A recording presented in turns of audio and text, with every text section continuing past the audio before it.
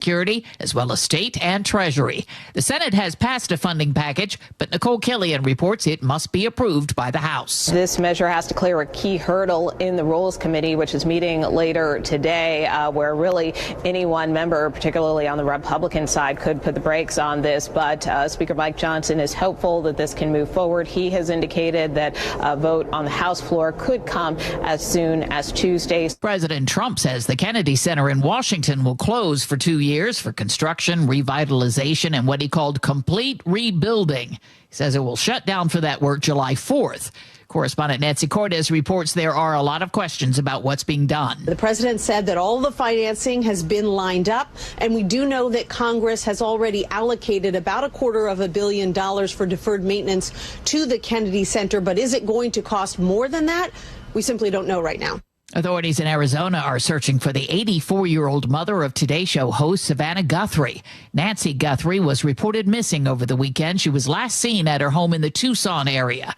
Pima County Sheriff Chris Nanos. We saw some things at the home that were concerning to us.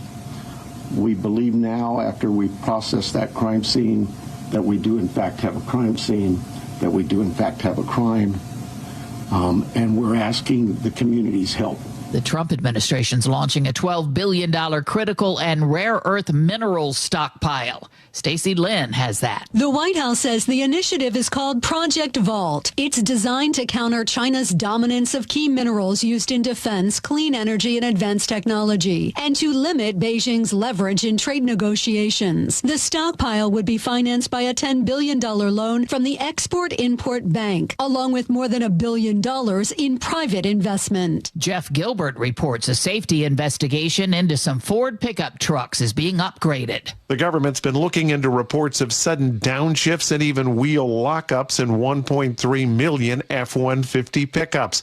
Now they're reviewing additional technical data involving the 2015 through 17 model year trucks. Suspicion is pointing to electrical connections in the vehicles, but it's still too early to tell if this will mean a recall. Checking the numbers on Wall Street at this hour, stocks are higher. The Dow Jones Industrial's up 476 points.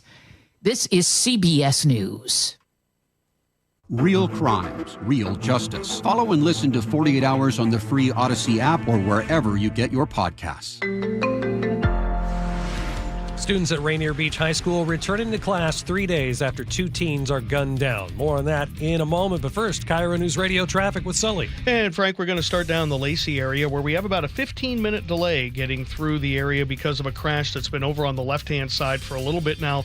Left lane had to be blocked as they got this car out of the grassy median. It's going to take you about 45 minutes to go from Tacoma to Olympia. Going the other direction, nice and easy, only 35 minutes for you guys. And most of the map is trying to calm down. It's going to take a little while, though. Federal Way to Seattle's only 45 minutes, maybe a little under, which is about 15 minutes faster than normal. Valley Freeway under 45 from end to end, and Renton to Bellevue is about 35. The S-curves are active, and then we have the normal stuff over the top of I-90. Speaking of 90 and 520, both of the lake bridges are in fine shape. And out of the north end, we're finally under an hour from Linwood to Seattle or Linwood to Bellevue as we deal with the start of another week with the loss of the express lanes in the southbound I-5 direction. This report brought to you by Closets by Design, custom storage solutions for closets, garages, home offices, and more. Go to closetsbydesign.com to see the specials or call 1-800-BY-DESIGN. KIRO News Radio 97.3 FM, Northwest News. Now, the latest from KIRO News Radio and mynorthwest.com. Good morning, I'm Frank Lindsay. Classes in the Rainier Beach area are delayed until 12:30 this afternoon, giving students and community members time to speak with counselors. This after Friday's shooting that left 2 teenagers dead. So far, no arrests in that case. Seattle Public Schools' new superintendent, Ben Schuldner, was already outlining new safety plans for the district before the killings. You're talking about fencing, you're talking about cameras, you're talking about secure vestibules, you're talking about metal detectors in the high schools. He spoke with KIRO 7 TV. Meanwhile, the Youth, Peace, and Justice Foundation is offering a reward of up to $5,000 for information that leads to the arrest and conviction of those responsible. A shooting in Seattle's so-called sinking ship parking garage at 2nd and Yesler and Pioneer Square Sunday morning left 1 person dead, 3 others injured. A woman who lives in a high-rise across the street is frustrated. The whole thing is, it's so easily avoidable. if there is a police presence, they absolutely know where the shootings are going to be every Friday and Saturday night.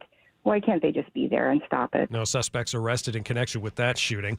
A plane theft from Auburn Municipal Airport has led to a federal arrest and renewed concerns about aviation safety. The FBI says a 38-year-old man allegedly stole a small aircraft from Auburn on January 3rd, manipulated its tracking system, and flew it across state lines before it was recovered in California. Agents say they later caught the man trying to steal another unregistered plane in that state. And just a week before the Hawks play in the Super Bowl, masked thieves have broken into a store near Lumen Field. They took more than $50,000 worth of Seahawks merchandise. No arrest in that case. Your weather forecast calling for a rainy and windy afternoon with a high of 51, cloudy 58 tomorrow, and more clouds Wednesday and Thursday with highs right around 60 degrees. 45 degrees right now in Seattle. I'm Frank Lenzi. KIRO News Radio. Your best source for local news, serving Western Washington and the world with the KIRO News Radio app. Always streaming live on your smart speakers. You're listening to KIRO News Radio, Northwest News. This is the Gee and Ursula Show with G. Scott and Ursula Reutin. Good morning and welcome to the show. It is Monday, February 2nd. G is out today. He is heading to the Super Bowl and he's going to be doing all sorts of great reports for us and we'll be broadcasting together. But I'm happy to say that Angela Poe Russell is in. Yes, good morning, Ursula. I'm so excited to be with you. And I tell you, every time I come into the studio, it's like you all have leveled up. There's a whole heater in here.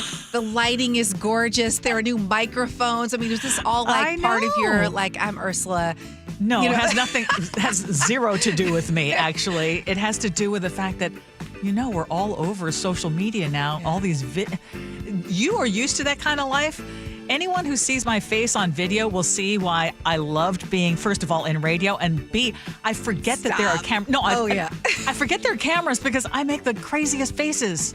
Yeah, whenever you ask the question, how do these reality TV people forget their own camera? Like, it is a thing. You can forget your own camera. It is so true. Well, it is Super Bowl week. How are you feeling?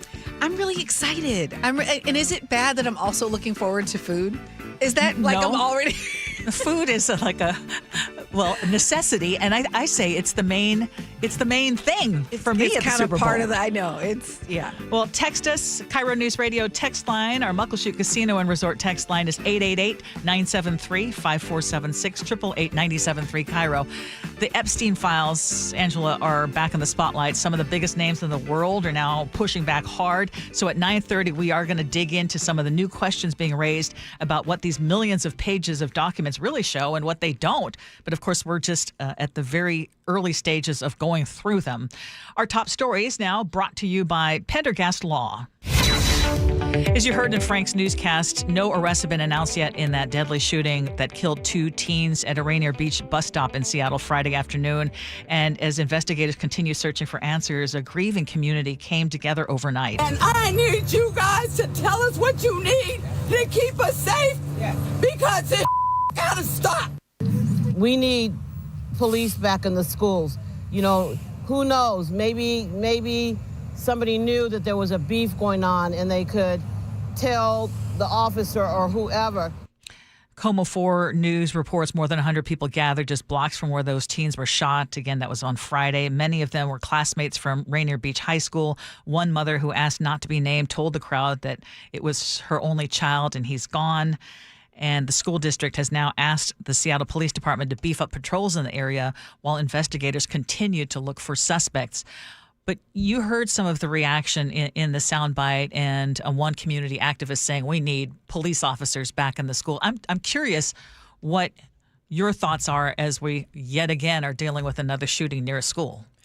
Are we going to keep doing the same thing and expect a different result? It seems that way. Because we come to the vigils and we say we need to do something. And then when it comes to policy, the actions just don't align. And I'll give you an example. I mean, the officers in school, absolutely. I have been a proponent of that. I know it is not perfect, but when you have a really good resource officer, they connect with the students and the students feel safe talking to that person. I think we should not throw what they call it the baby out with the bathwater when it comes to this issue. The other piece, let's go a few weeks back at Amazon Fresh, middle is 6 p.m. A woman is attacked by a teenager. And guess what? The police knew who the teen was because they had visited this teen apparently several times before. So, you look at what the legislature has done when it comes to how many chances we are giving people. So that's what I'm getting. Juveniles in particular. So that's what I'm getting to. I mean, Yes. I don't know who's responsible here, but I know at the end of the day, the policy has to match up with the outcome that you want. And it is clear that things have gone amok and things are out of control. When the police know who the person is, and they can go. This is ridiculous. I agree. So you brought up in the legislature where I know that the King County prosecutor went to lawmakers and said, we need to change this so that we're not giving these juveniles who are committing serious crimes chance after chance after chance before they actually get any kind of serious detention. So you and I are on the exact same page on that one. It's ridiculous. Yeah. I'm all for trying to reform, but it has to be both. It has to be both. Because we're reasonable people, and I think we would agree that detention doesn't change a person in and of itself. It has, especially for a juvenile, it needs to be detention and I don't know, and I look at this and I'm like, this isn't hard, folks. Like, this isn't hard. There's a difference between, activism and actually taking action that actually protects all of the public. This happened not only near a high school, Ursula, but near a pre-K through 8. Yes. And this is not this is not in a vacuum too. Remember Amar Murphy Payne, that whole and incident? Still haven't caught the person. That was a 17-year-old student at Garfield High School who was fatally shot. That was in June of 2024. Again, there are all sorts of witnesses to that shooting, and to this day, no arrests have been made, and the family's now suing the district. And for people who are wondering, like, well, why don't they have school resource officers at Seattle Public Schools? Remember in 2020, the district removed them because there was such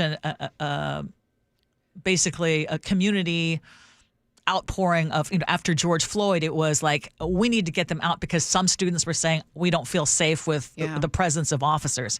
But I think in hindsight, and both G and I and you are on the same page, that we believe they would actually be very helpful. Absolutely. The good news is we all want the same thing here, I believe, and we just have different ideas on how to get there. And we need to just take a look at what's working and what's not working. Absolutely. On Seattle's Capitol Hill this weekend, abolish ICE! Abolish ICE! Hundreds of protesters filled Broadway near Seattle Central College, demanding that federal immigration officers stay away from local schools. And this rally comes less than 2 weeks after several South End schools went into a shelter in place over reports of possible ICE activity nearby. It turns out there were no agents nearby, but this protester spoke with Como 4 News. To really quickly adjust in order to keep folks safe really revealed a lot of gaps in what is actually gonna keep us safe. Are we? And it's our role to step up and show up for them and be like, we're willing to be out here with you. Again, the reports later turned out to be unfounded, but the fear clearly lingers, especially for students from immigrant families. One student at that rally said their families are afraid to speak up, and now he's helping organize a student walkout in a couple of days, saying that young people want to show that they're not powerless, but teachers are saying some students have just been too afraid to come back to class. I know it's devastating. I have a lot of questions related to this. Because some of the students that have walked out have questioned, like, because I think it was even the school superintendent that was saying, because they were developing their own policy on how to respond to ICE, that schools weren't all on the same page and how they should respond. And of course, that leaves a lot of uncertainty with families and with students, so they're staying home. So what should the policy be if ICE shows up at a school? Well, So the agents are not allowed to go into the school unless they have a judicial warrant. So it's basically getting everyone on the same page saying, this is how you need to respond. I think when that happened, they realized, wait a minute, there's not even a centralized location where you've got these reports, who's responding to it. So it's like trying to react with one voice. But the idea that schools are being forced into a role that they shouldn't have. Once again, protecting kids from fear of the government, not just from physical danger. To me, that's like, what the heck are we doing? I just don't think they should be coming there at all around this, at all. It is traumatizing not only for the families impacted, but for all the students there. Education should, and if you have any experience with trauma, once that happens, then school becomes this not so safe space in an environment where students already feel threatened because of the school shootings that happen in different places and feeling like they're having to always prepare for the worst. Yeah. How can people learn if they don't feel cared for, if they don't feel safe? Exactly. But I'm going to come up with because you and I are landing on the same page, so I'm going to ask a devil's advocate question. Let's do it. So what if they were to argue, well, in some cases, these people who are here illegally are using their kids as a shield, or it's like they wouldn't have to do this if these people who are here illegally would work with them. Yeah, so punish the children. Yeah, that's how I feel. Punish the children. Okay, so here's one thing I would love to have a quick debate about, because this came up during the big ice out on Friday. Yeah. Some businesses closed. Others got a lot of heat because they didn't close. And I want to say it was a record shop in Seattle that they took a lot of heat on social media because they chose not to close. I don't know. My opinion, I guess, or here's my question. My question is, if you're doing an ice out in a protest, how does it benefit a small business to actually close? Like, it's one thing if it's a big corporation, but if this is mom and pop coffee shop, I'm trying to understand what that's doing for the cause. I think that for some who believe that they should shut, it's saying that you are in favor of this. But I think it should just be up to, not every business has the opportunity to shut down. I mean, for some people, for some businesses, even if they may believe or agree with you, it's just not financially feasible. But playing devil's advocate, though, isn't it a situation where people say when it comes to protests, there are sacrifices? I mean, when it comes to you make the sacrifices, yes. We all hurt for the sake of this bigger thing. Yes, that's I have and maybe this is my bad, but I have an easier time giving grief to bigger corporations that can take the brunt of it, especially when they're bringing in $34 million in revenue or something like that. Exactly, versus targeting a river. Yeah, targeting the small business that didn't shut down for the day. Yeah, it feels like just putting your anger in the wrong direction. Yes. Yeah. Seattle Mayor Katie Wilson and the police union are publicly feuding now over how far the department should go in response to federal immigration enforcement. So, Angela, I don't know if you were following that. I'm mayor following had now. The executive order. Wow, this is juicy. Yeah, directing city departments, including SPD, to verify, document, and report any ICE activity in Seattle. So that executive order also restricts federal agents' access to city property, so they can't set up in public parks. And it also ensures that city employees don't help ICE unless they are legally required to do so. So the Seattle Police Officers Guild is pushing back hard now, calling this order political nonsense and saying that officers won't act as watchdogs over federal agents.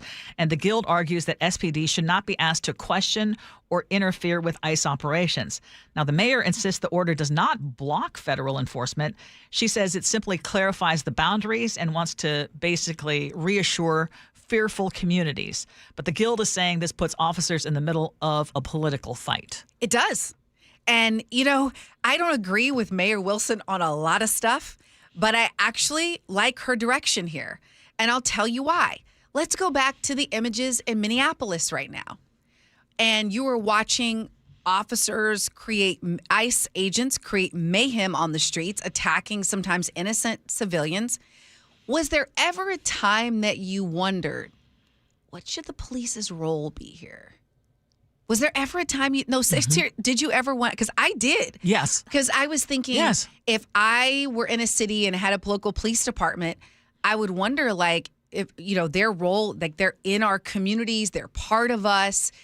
But it does set the stage for a civil kind of war if you then have a police officer saying, no, you're not going to do this in my city. It sets up. So I'm not saying I want that at all, but I'm saying it's a question. And didn't you ask yourself, is the mayor in that city, is the governor in that state doing everything they can? And Mayor Wilson does have some leeway. She's pushing when I looked up what the laws are, police can check federal IDs. Now, would they cooperate? Probably not. The city-owned property, it's kind of a little messy issue. Like, it depends. Yes. I mean, so what do you think to these questions? Well, I think that's where we are at a point where we're going to find out. And what I'm hearing from every police department is that the last thing that they want or expect or are willing to do is to get into a basically we're going to fight ICE kind of situation. And that's not just SPD. That's any police department. Yeah. I mean, because these federal enforcement, I mean, they have the authorization and ability to do what they're doing. It's just how they're doing it is the biggest issue. Absolutely, yes. Yeah, and so when the union, what's his name, the union? Mike Solon. When he made the comment about they're not going to be watchdogs over federal agents, no, we're not asking you to be watchdogs over federal agents. We're talking about being a watchdog over citizens and civilians. Yes. And, that's what we're asking. Well, and in the case of the deadly shooting in Minneapolis, the second case where, trying to protect the crime scene and Minneapolis police having to go in there to try to protect the crime scene against federal agents who were, potentially taking away evidence of the crime scene. It's like, it's so hard to even imagine we're in this place. Mm-hmm. But the thing that this reminds me of, and this illustrates to me, is it sounds like the mayor and and we're trying to get both the mayor and the police chief on our show. But it sounds like not everybody was on the same page. And the other thing that this illustrates is so often, to me, it feels like the police guild under Mike Solon's leadership is always working against City Hall instead of working alongside it. Mm. And the disagreements are always so public. It's like, why aren't we working together? Oh, that's a great question. Because the truth is, I mean, ICE agents shouldn't be allowed on city-owned property unless they have a warrant. So it's reasonable that if you're a mayor trying to use every tool possible to create some order, that you would say, hey, let's outline some processes.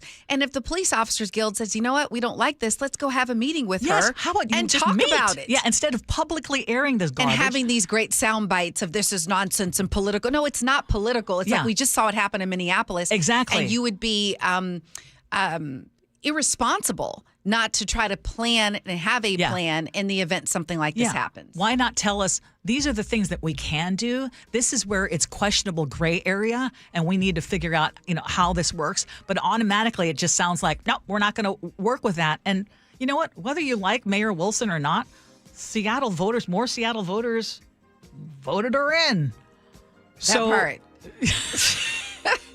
That part, yes.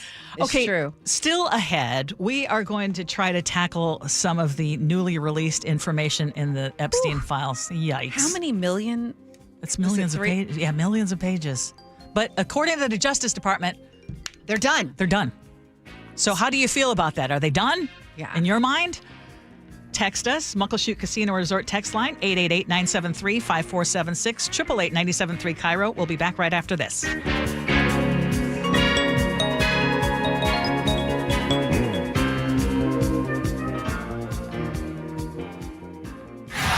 Going to the Super Bowl. And the home of the Seahawks, KIRO News Radio, is there. Can you believe it? All week long, Gee Scott broadcasts live from Radio Row in San Francisco during the Gee and Ursula Show. Weekdays 9 to noon. It is a circus like you have never seen. And Luke Ducey will be on the ground. I am on the lookout for everything 12s. From the only station where you hear Steve Rabel call the Seahawks in the Super Bowl. KIRO News Radio.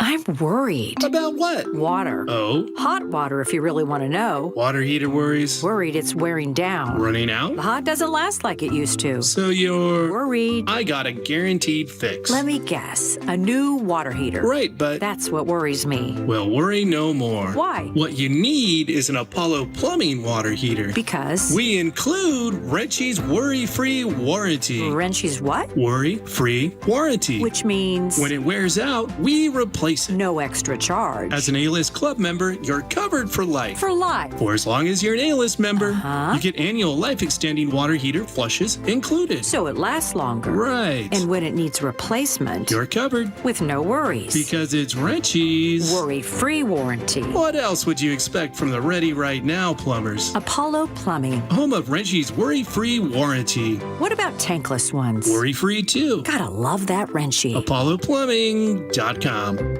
Around here, rain isn't a surprise. While others run for cover, Seahawks fans step into the storm, game day ready. And the Pro Shop is how. Ball picked up. Witherspoon comes near side. 20, 15, 10, 5. Touchdown! Seahawks! Every game, any weather. We got that. Shop official Seahawks gear in-store at Lumen Field and The Landing in Renton. Or online at Seahawks.com/ProShop.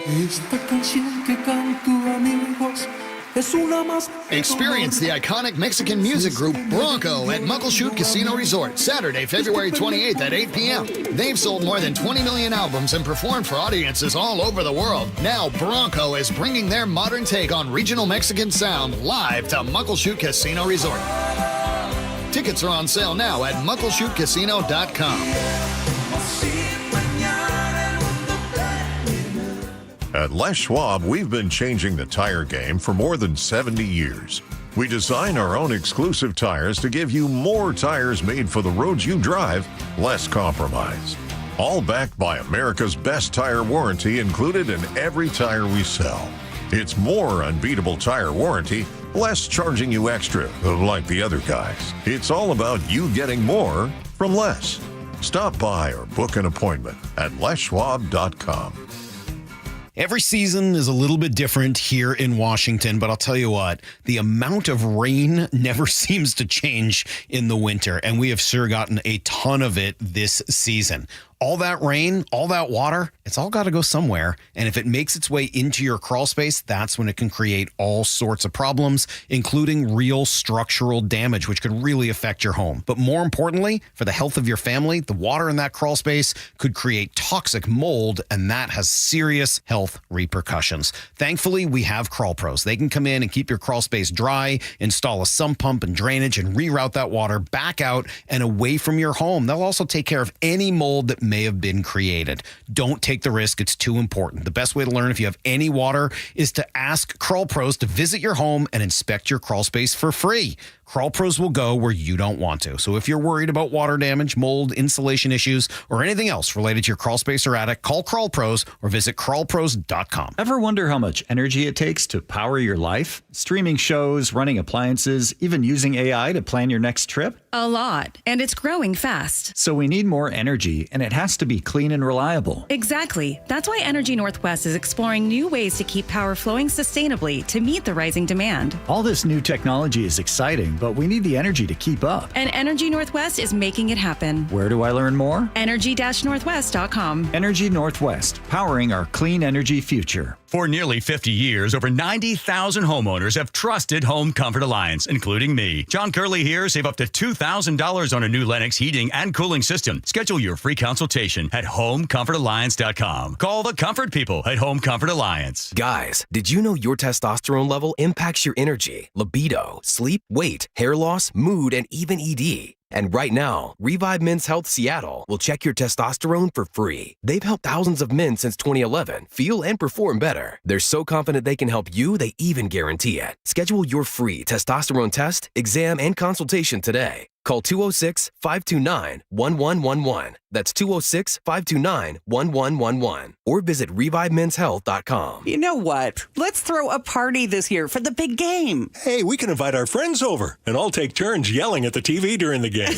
But first, we should get a new TV. Yeah, like one of the top-rated brands, Samsung, LG, or Sony. Okay, so I'll start shopping on the internet, then head over to the Warehouse Club to compare. But if that's all we do, we'll be sorry. Why? Because the best deals on those top-rated TVs are at video only, not online or at the club. Video only has better deals? Yep. We could save up to $500 if we shop smart. Then we could afford a larger model and really impress our friends. At Video Only, you won't find huge stores with refrigerators or microwaves, but you will find the best deals on top-rated TVs, soundbars, and monitors. Shop around. Just make sure you visit Video Only, because if you don't, You'll be sorry. In South Center, Bellevue, Linwood, Federal Way, and Tacoma, Video Only. KIRO News Radio 97.3 FM Northwest News. Now, the latest from KIRO News Radio and mynorthwest.com. Good morning, I'm Frank Lindsay. Amazon, we've learned this morning, is cutting nearly 2,200 jobs here in Washington. Last October, it cut 2,300 positions in our state. A new company filing shows most of the positions are in software development and engineering. Affected workers will get 90 days notice. Last week, we learned Amazon planned to cut about 16,000 roles company-wide. Arizona authorities say they have a crime scene as they look for the 84-year-old mother of Today's Show host Savannah Guthrie. The mother was reported missing over the weekend, and authorities say there are signs at the home indicating Nancy Guthrie did not leave on her own. 3 days after two teens were shot and killed near Rainier Beach High School, Seattle Public School District welcoming its new superintendent. Ben Schuldner was working on a new safety plan before this happened. My job is to come to Seattle and say, hey, look, here are a lot of options. We need to do something. Where are we as a community? He wants things like fencing, cameras, and metal detectors. Classes, meanwhile, delayed until 12:30 today, so students can have a chance to speak with counselors. Over the weekend, this woman spoke with KIRO 7 at a vigil at the spot where the teens died. It's heartbreaking, but again, I'm not surprised. You know, we're failing our kids. The shooter or shooters have not been caught. Man shot in the head and killed Sunday morning at the sinking ship parking garage near 2nd and James in Seattle. Another man critically wounded. 2 other people grazed by bullets during a gunfight in that garage. No arrests so far there. And hundreds of protesters marched through downtown Seattle Saturday, calling for an end of federal immigration enforcement across the country. It is 9:32, Wall Street at this hour. The Dow up 485 points, NASDAQ up 188, and the S&P is up 48 points. KIRO News Radio traffic. We get that from Chris Sullivan. And Frank, we're doing pretty good out there across the board. We did clear the crash on southbound I-5 down in the Lacey area. We went from a 15-minute delay to all clear now, going from Tacoma down into Olympia. Coming the other way, you're really not going to hit the brakes at all from Olympia all the way up to about the West Seattle Bridge. Pretty good day out there. We got about a 35-minute trip from Federal Way to Seattle, if you can believe it. Valley Freeway, 45 minutes or less, probably closer to 40 at this point. And Renton to Bellevue is back under 25 minutes. Lake Bridges are quiet. Coming down from the north end, still a struggle away from Linwood. For those of you trying to get to I-5, you're going to hit the brakes right around 145th and be on them all the way down into downtown. You've got about an hour drive from Linwood to Seattle, 50 minutes from Linwood into Bellevue. So getting better on 405, not quite so much on I-5. This report brought to you by Seattle Sports. You can always listen to your favorite local sports content on the FM dial, 97.3 HD2. Weather forecast, rainy and windy today, about 51 degrees. Tomorrow, cloudy and 58. Partly to mostly cloudy and 60 on Wednesday. Actually looking for mostly sunny skies on Thursday with a high right around 60. We've got some drizzle right now in Seattle and 46 degrees. I'm Frank Lindsay, KIRO News Radio. Your best source for local news. You're listening to KIRO News Radio, Northwest News.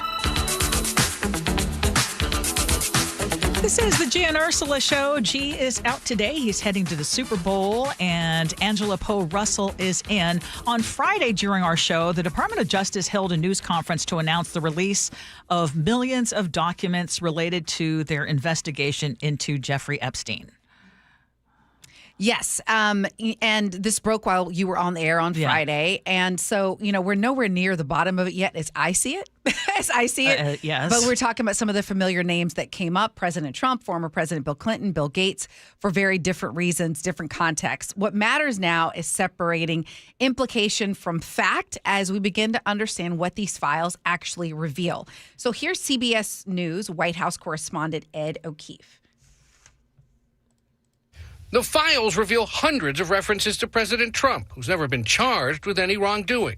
Some describe allegations referencing underage women. Others detail parties allegedly held at the president's Mar-a-Lago estate.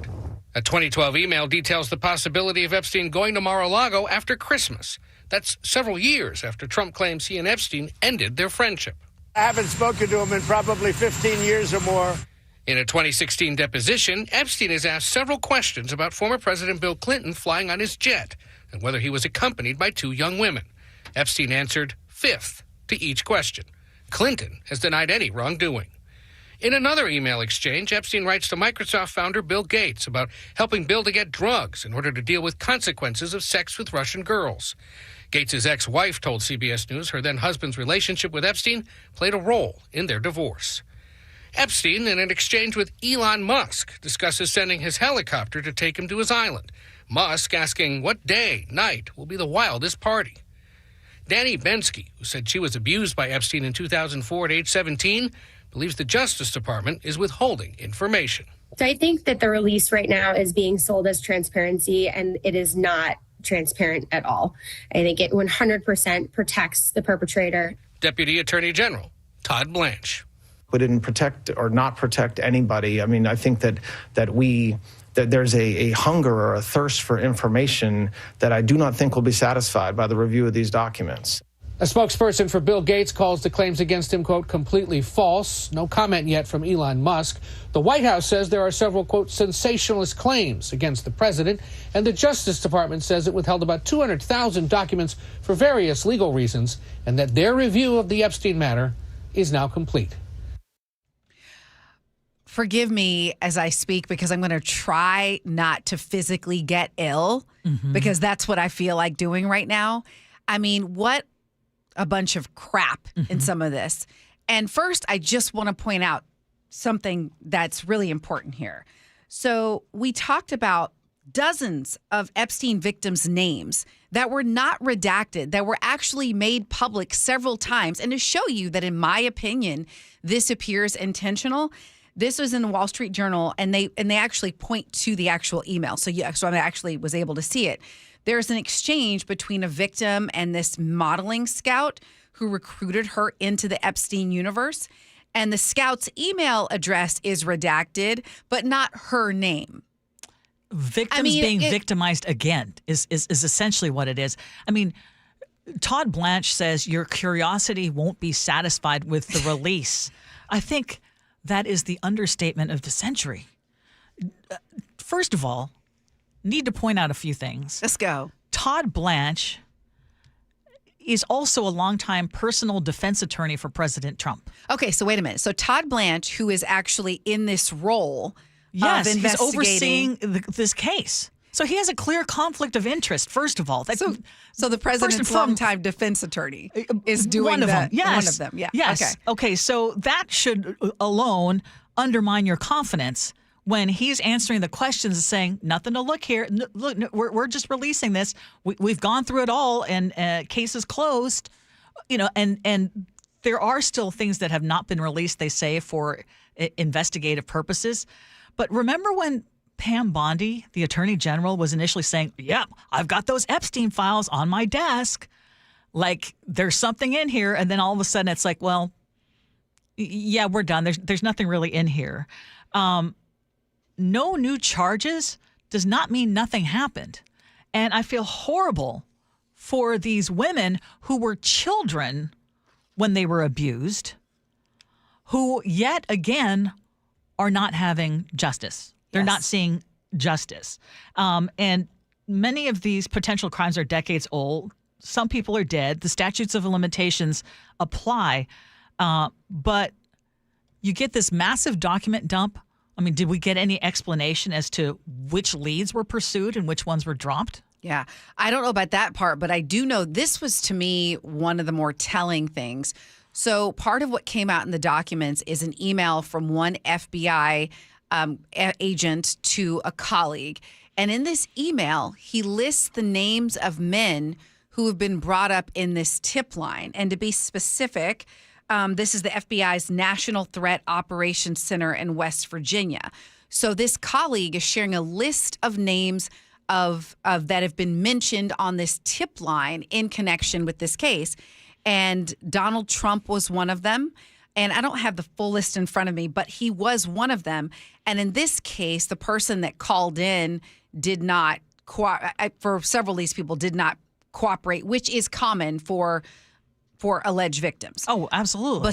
But I think it's important to know that his name and about 10 others I read showed up on this list. Entertainers, all kinds of folks that were on that list. The other thing that's interesting, this was probably the most jarring. There is a written testimony, like handwritten, from a victim of Epstein. And she talks about how it all began. And it seemed so up and up in the beginning.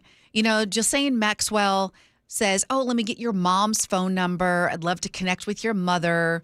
So connected with the mom, built this relationship with the family, and just slowly inches towards this, disgusting situation for this young woman. But here's where Donald Trump comes in, because in part of her several pages of written testimony, she says here that she went to Mar-a-Lago to meet Donald Trump, and that Epstein said to Donald Trump, "This is a good one, huh?" Wow. Again, I feel like there's just a lack of transparency. We got this big, fat, massive dump without any context. And again, for the victims, there's no justice. And it feels like people with the least amount of power paid the highest price. And those in the highest levels of power are getting a pass. And the beat goes on. Exactly. So I would love to hear what you all think of what you've seen so far with this latest release and what the Justice Department is saying about it. Our Muckleshoot Casino and Resort Center text line is 888-973-5476, 888-973 KIRO. Coming up at 9:47, it is Groundhog's Day, and we are now in the month of February. We're going to talk about, are we having any kind of mind shift going into this month? What are our hopes? Yeah, let's for talk the rest about of the year? We could use a refresh. Yes, we could. Cleanse and refresh. We could. Yes. Okay, more of the Gee and Ursula Show with Angela coming up next.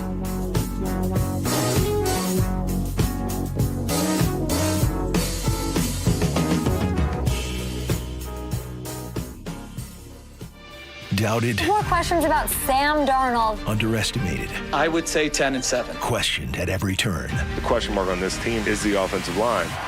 We did not care. It's about us. It's always been about us and what we do. And now we're going to the Super Bowl. The only place you'll hear Steve Rabel call the Seahawks and Patriots in Super Bowl 60, where the 12s hear the Hawks. KIRO Newsradio 97.3 FM. Meet Matthew Preston. Inside his apartment, everything he holds dear is protected by Progressive's Renter's Insurance, like his laptop and a surprisingly valuable collection of baseball bobbleheads. Outside his apartment, his laptop is still protected, as are his bobbleheads, which he carries around with him for reasons no one knows. Renters, the limits of protection aren't just the four walls of your home. When you're in Progressive's Protection Zone. Get a quote at Progressive.com. Progressive Casualty Insurance Company, affiliates, and third-party insurers. With the new IHOP value menu, $6 is all it takes to go to your happy place, where stacks of pancakes with bacon and eggs are just $6 every day. French toast, sausage, and eggs are, you guessed it, $6. And fluffy omelets come with a side of pancakes and only cost $6. Go to your happy plates every day at IHOP. $7 in some locations. Available every day for a limited time at participating restaurants in the U.S. Hours may vary. No substitutions. Not valid with other discounts or promotions. Prices may vary. Get in the zone, AutoZone. Rain on game day doesn't faze Dave. He's already got his poncho. Just needs to do something about those wipers. So Dave heads to AutoZone, Welcome to AutoZone. where a friendly AutoZoner helps him get premium quiet wipers and some hand warmers. You're all set. Now, if only his team can handle the elements as well as his new wipers. Get wipers, glass cleaner, and more with no hassles, just help at AutoZone. Get in the zone, AutoZone. With the new IHOP value menu, $6 is all it takes to go to your happy place, where stacks of pancakes with bacon and eggs are just $6 every day. French toast, sausage, and eggs are, you guessed it, $6. And fluffy omelets come with a side of pancakes and only cost $6. Go to your happy plates every day at IHOP.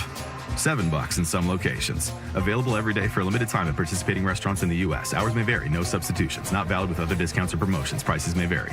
For almost 50 years, over 90,000 homeowners have trusted Home Comfort Alliance, including me, John Curley here. If comfort and energy savings matter to you, now is the time. Save up to $2,000 on a new Lennox heating and cooling system. Home Comfort Alliance will replace your system with one tailored to your home's layout and energy optimization. Visit homecomfortalliance.com to save up to $2,000 on a Lennox and schedule a free consultation. For heating, cooling, plumbing, or electrical, call the comfort people. Home Comfort Alliance.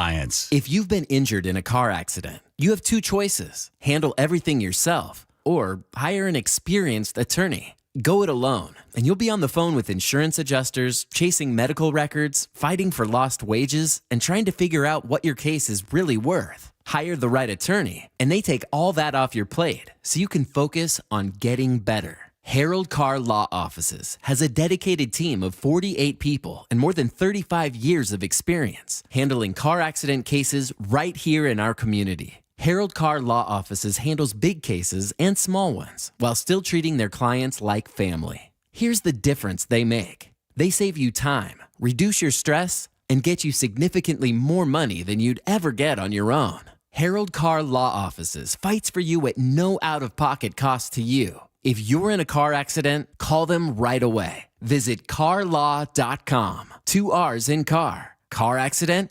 Call CAR. This is the story of Julie Guillot. She's a Leukemia and Lymphoma Society advocate and the mother of a child who battled blood cancer. Zach was diagnosed with AML, a deadly leukemia, when he was only 5. While the treatment really attacked the cancer, unfortunately it also attacked his body. Uncontrollable fevers, terrible nosebleeds, and his skin was burned from the inside out. He died at just 9 years old, really from the treatment that was meant to save him. The Leukemia and Lymphoma Society was founded 70 years ago by parents who also lost their child to cancer. Today, we're pioneering breakthrough treatments for kids with cancer. We are so close to finding better treatments for kids with cancer. So it's too late to save Zach, but working together, we can save thousands of kids just like him. Visit LLS.org and save a child's life. That's another amazing run by Team USA. Mom, think I'll be on Team USA one day? Well, I'll take this one. What? Are you speaking to us? Yes, and to answer your question, anything's possible, especially with Xfinity. So, I can be the best snowboarder ever? Well, I can't guarantee that, but Xfinity can guarantee that your internet price won't change for 5 years. Okay. What if I practice every day? Then maybe you'll be snowboarding for Team USA at the next Olympic Winter Games. And Mom, you'll still be paying the same price for Wi-Fi. Ooh, really stuck the landing there. It's the Xfinity Gold Medal Celebration. Now through February 22nd, get our best price on gig Wi-Fi for 5 years guaranteed, just $50 a month. Plus, get Peacock Premium included for 2 years. That's a $10.99 value per month. Xfinity. Imagine that. Proud partner of Team USA. Restrictions apply. Requires paperless billing and auto pay with stored bank account. Taxes and fees extra. Actual speeds vary. It is 9:48, and you're listening to the Gee and Ursula Show. Angela Poe Russell is in, and we need to talk about how this is, for some, kind of a holiday of sorts. It is Groundhog's Day, and this morning, thousands of people lined the streets in a tiny town of Pennsylvania to find out whether or not we will be getting lots more winter or if spring is just around the corner. We look to the future and not just the past.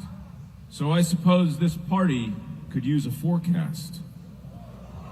It is my job this February 2 to look to the skies and report back to you that there is a shadow here on my ground. 6 more weeks of winter abound. For those of us who suffer with the big dark and are really ready for spring, that's not good news. But it is the big dark Ursula. I know. The Seattle Times coined that phrase, and I'll be honest, I think it's kind of silly, but it does explain what we deal with every single year around this time. It just feels... It's the moment. I Yes. always tell people that are thinking about moving to this area, I haven't always been able to do it. In fact, most times not able to do it. But I say, if you move here, I said, just make enough money so that you can vacation right in February. I was, For a long time. right around February, and it gives you just enough Yes. sunshine to kind of keep going. I'll be honest, though, already now I'm starting to feel, because we now have sunsets after 5 o'clock, right? So I'm already feeling like the worst is over for me and my mentals. But here's a question. I mean, now we're in a new month, and I think it's just important to talk about, okay, what are we looking ahead to with fresh eyes? What Punxsutawney Phil says, yeah, we've got 6 more weeks of winter, but, just as you reflect on this new month and what's ahead and what we just went through. And January was rough. Can I just keep it a buck? Yes. I just feel like I'm not in that space yet. I Yes. feel like I need to hear from you and Sophia, because I feel like I'm holding my breath. That's what I feel like in life right now. I just have so many plates spinning, and there's college stuff happening. Well, and that's you're a big- kind of that's a big not one for you right knowing where now. your kids. Like, I've had to grieve because my daughter has done musicals forever, and that I may have seen her in her last musical. I mean, there are all these endings and beginnings, and you're processing getting older, and so I feel like I'm going to take you in the dumps. No. I'm going to make you feel better about it. Really? Because Okay. I remember that time very, very well, actually. And I'm 10 years ahead of you in that whole process. And I remember that feeling, that whole feeling of both for the first time around when our older son went to college. That senior year was rough, just anticipating, oh my gosh, okay, they're leaving. And then that summer was tough. And I know that you're also very engaged in where your daughter's going to go to college.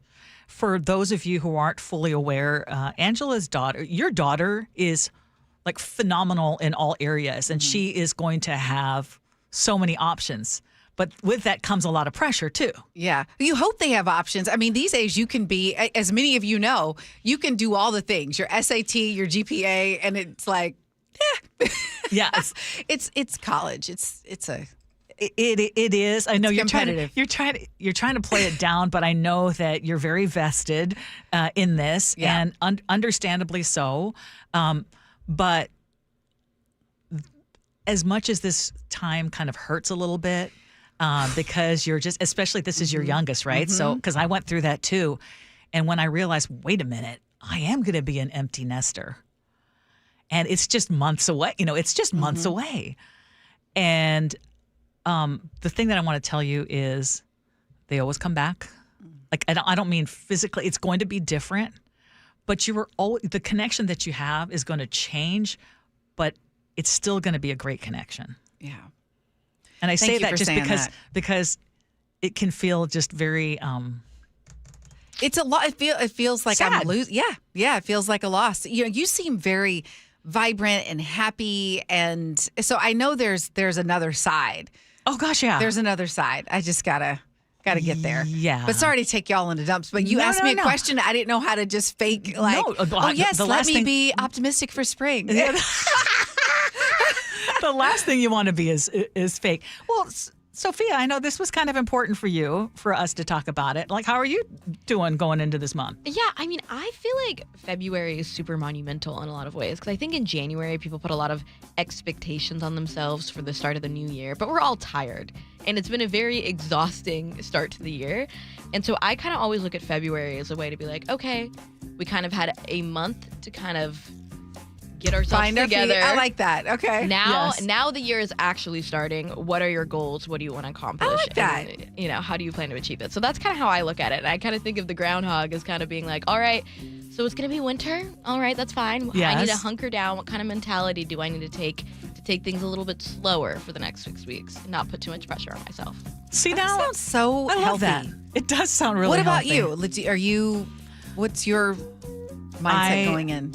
I'm trying to work as much as I can. I'm even going to try to work the next coming holiday because I'm trying to bank a few extra vacation days because my son, who is in Australia, is going to meet me in the Philippines at the end of this month. And so we're going to go travel around. And I just found out that his girlfriend's going to join us. Oh. So the three of us are going to be in the Philippines. How do you feel about this? I love it. Oh, good. I love her. Okay, but for our listeners who've been tracking this, imagine this. We're going to be sharing a hotel room in some of our hotels. All three of us. Listen, I'm glad you like her. I love because her. This can just go so... I mean, all of a sudden you lose your kid grows up and then you have some time to hang out. But then they're like, wait, I have a person now. Yes. So now you're no longer hanging out with just Yes. them, but you have a person. So you're like, oh, I hope I like the person. Oh so my far, gosh. so good. I like my daughter's boyfriend. Yes.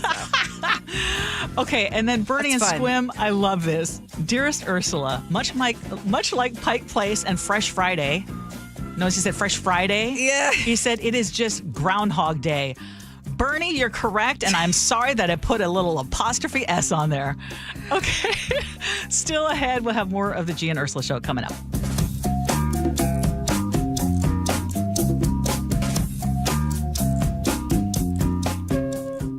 Join in on the conversation by sending a text to 888-973-5476. That's 888-973-KIRO. Why does it matter to members that Aetna was named a Best Medicare Advantage company by U.S. News & World Report? Because they chose a plan that gives them real support, real people, and real care. We show up with care management that ensures doctors work together on complicated conditions. We show up with the latest in online tools to make healthcare easier to use anytime. We don't show up for awards. We show up for you. And showing up for you is how healthier happens together. I'm Ed Evans, CEO of Consumer Cellular. You know, the big wireless companies say they have discounts for people over 55. But unless you're willing to sit on hold and ask, you're probably paying more than you should. At Consumer Cellular, there's nothing to hunt down. We're built for people 50 plus with plans starting at just $20. And our 100% US-based customer service actually answers the phone. Call 1-888-FREEDOM or visit consumercellular.com today and get your second month free for a limited time. Taxes, fees, and other third-party charges will apply. See website for additional details. We know exactly what you're not thinking about right now. Wiper blades. But now that you are, take a moment to think about how Rain-X is the #1 brand of wiper blades in America. Why? Because Rain-X thinks about wiper blades all the time. We obsess, so you don't have to.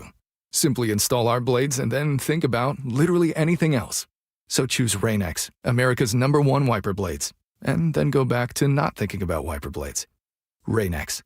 Outsmart the elements. Hey homeowners, are you stuck on the credit card treadmill and stressed because your consumer debt and monthly payments are too high? Well, Brock Hewitt here with a smart solution. Your home's equity in the Seattle Metro is probably larger than ever. It's like you're sitting on a stack of cash. Consider a cash-out refinance with Tila Mortgage to consolidate your high-balance credit cards, second mortgages, home equity lines of credit, and student loans, or get cash for a remodel. With interest rates finally coming down, consolidating your debt now may be the best decision you ever make.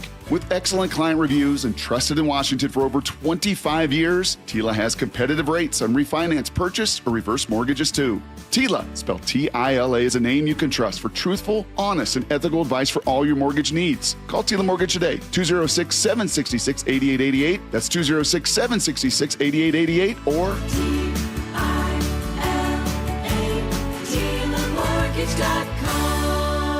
Tila Mortgage LLC is a mortgage broker. NMLS 2472046.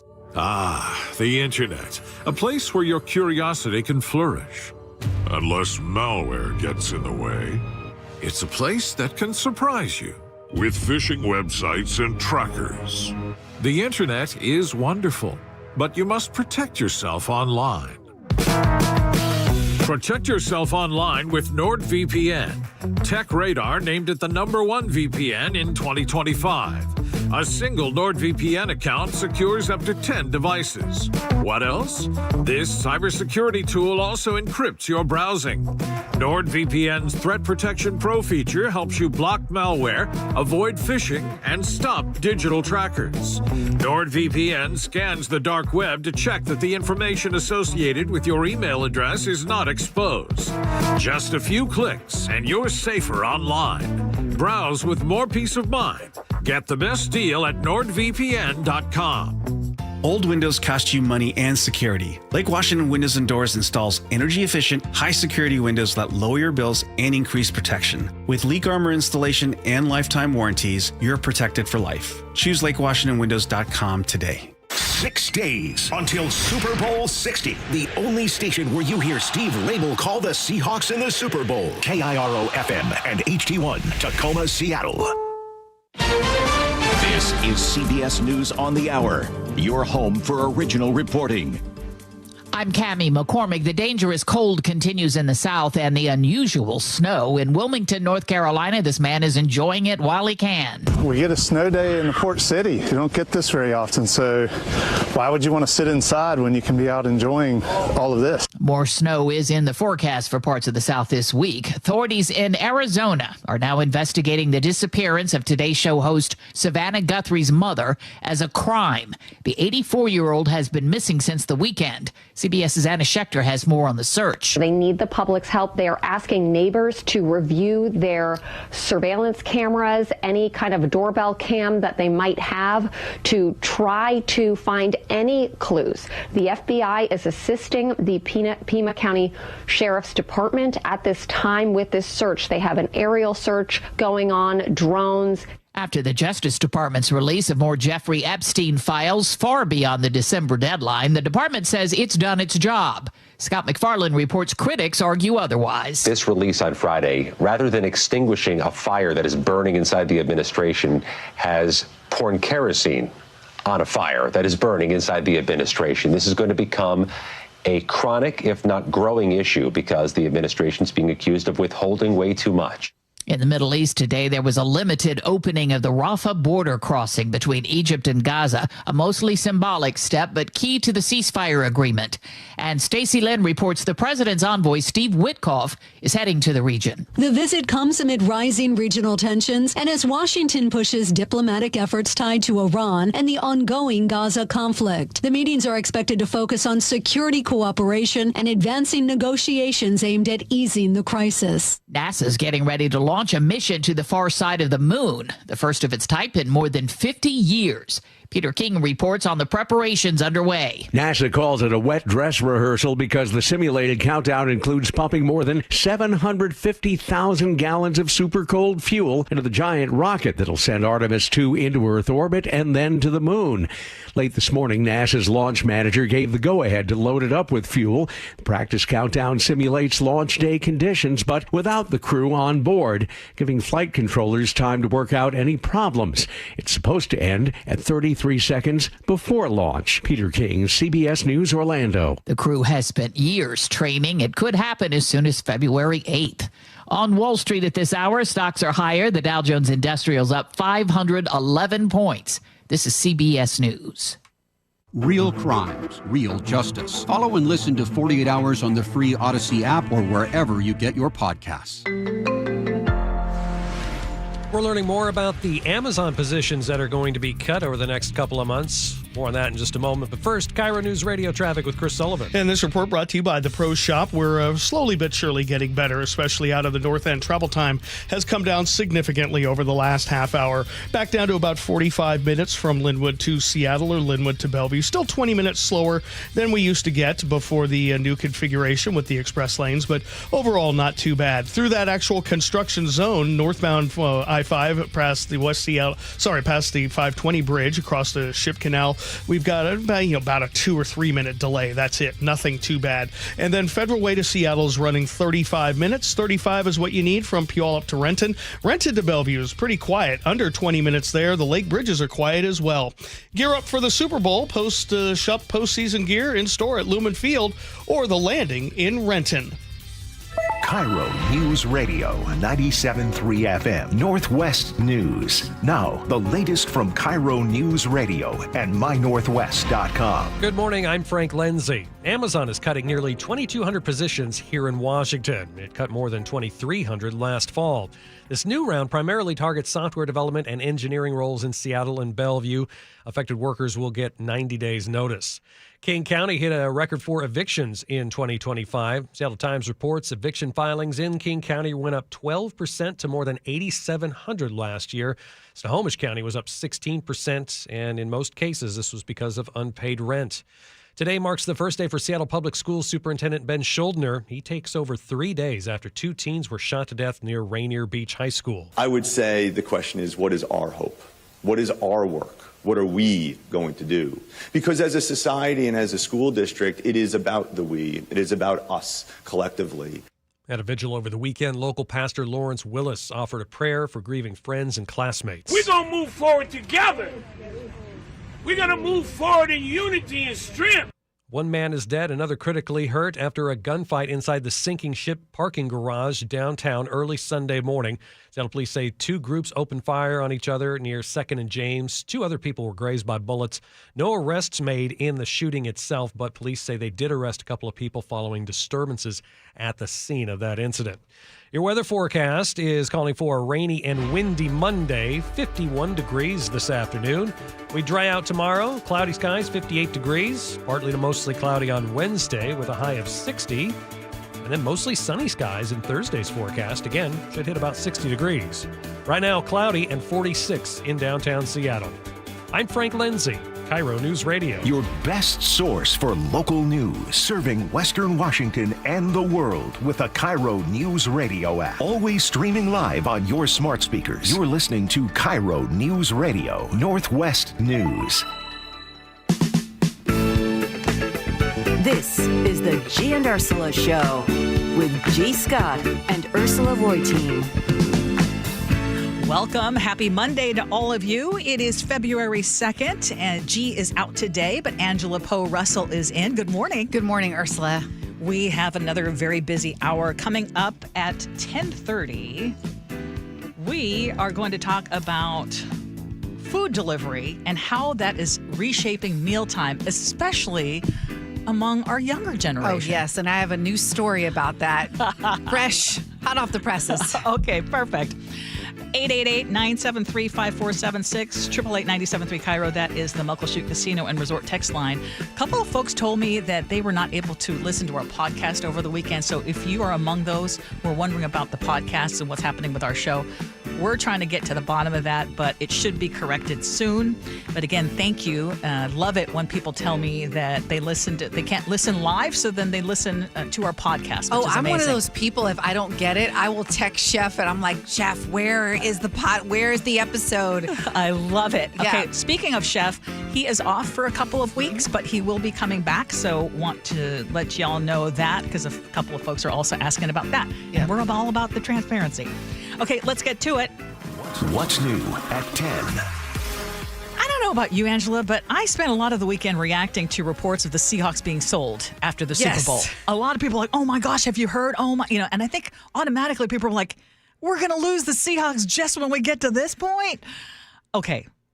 I think we all can settle down a little bit. Our reporter Luke Ducey has been looking into these reports, and he joins us live now. Well, I mean, I can't tell you that they're not going to be sold necessarily. We don't know that. But here is the latest. I mean, ESPN is still reporting that the team will be put up for sale after the big game coming up this Sunday. However, a statement from the Paul Allen estate says it does not comment on rumors or speculation, and the team is not for sale. I mean, you can imagine how the 12s are reacting, speaking with KIRO 7 TV. That's BS. They should not be up for sale. Why not? Because Seattle loves them and they're part of our heritage and who we are here. They should not sell the Seahawks. Let's not do a supersonic situation, please. Well, let's talk about rumor first. There were some rumors, and our own or sister station, 710 Seattle Sports, Brock Hewer, did put this out on social media that, interesting, this came out. Perhaps it was leaked by someone in the league, this information, because other sources have said that there have been talks underway quietly for quite some time. Hewer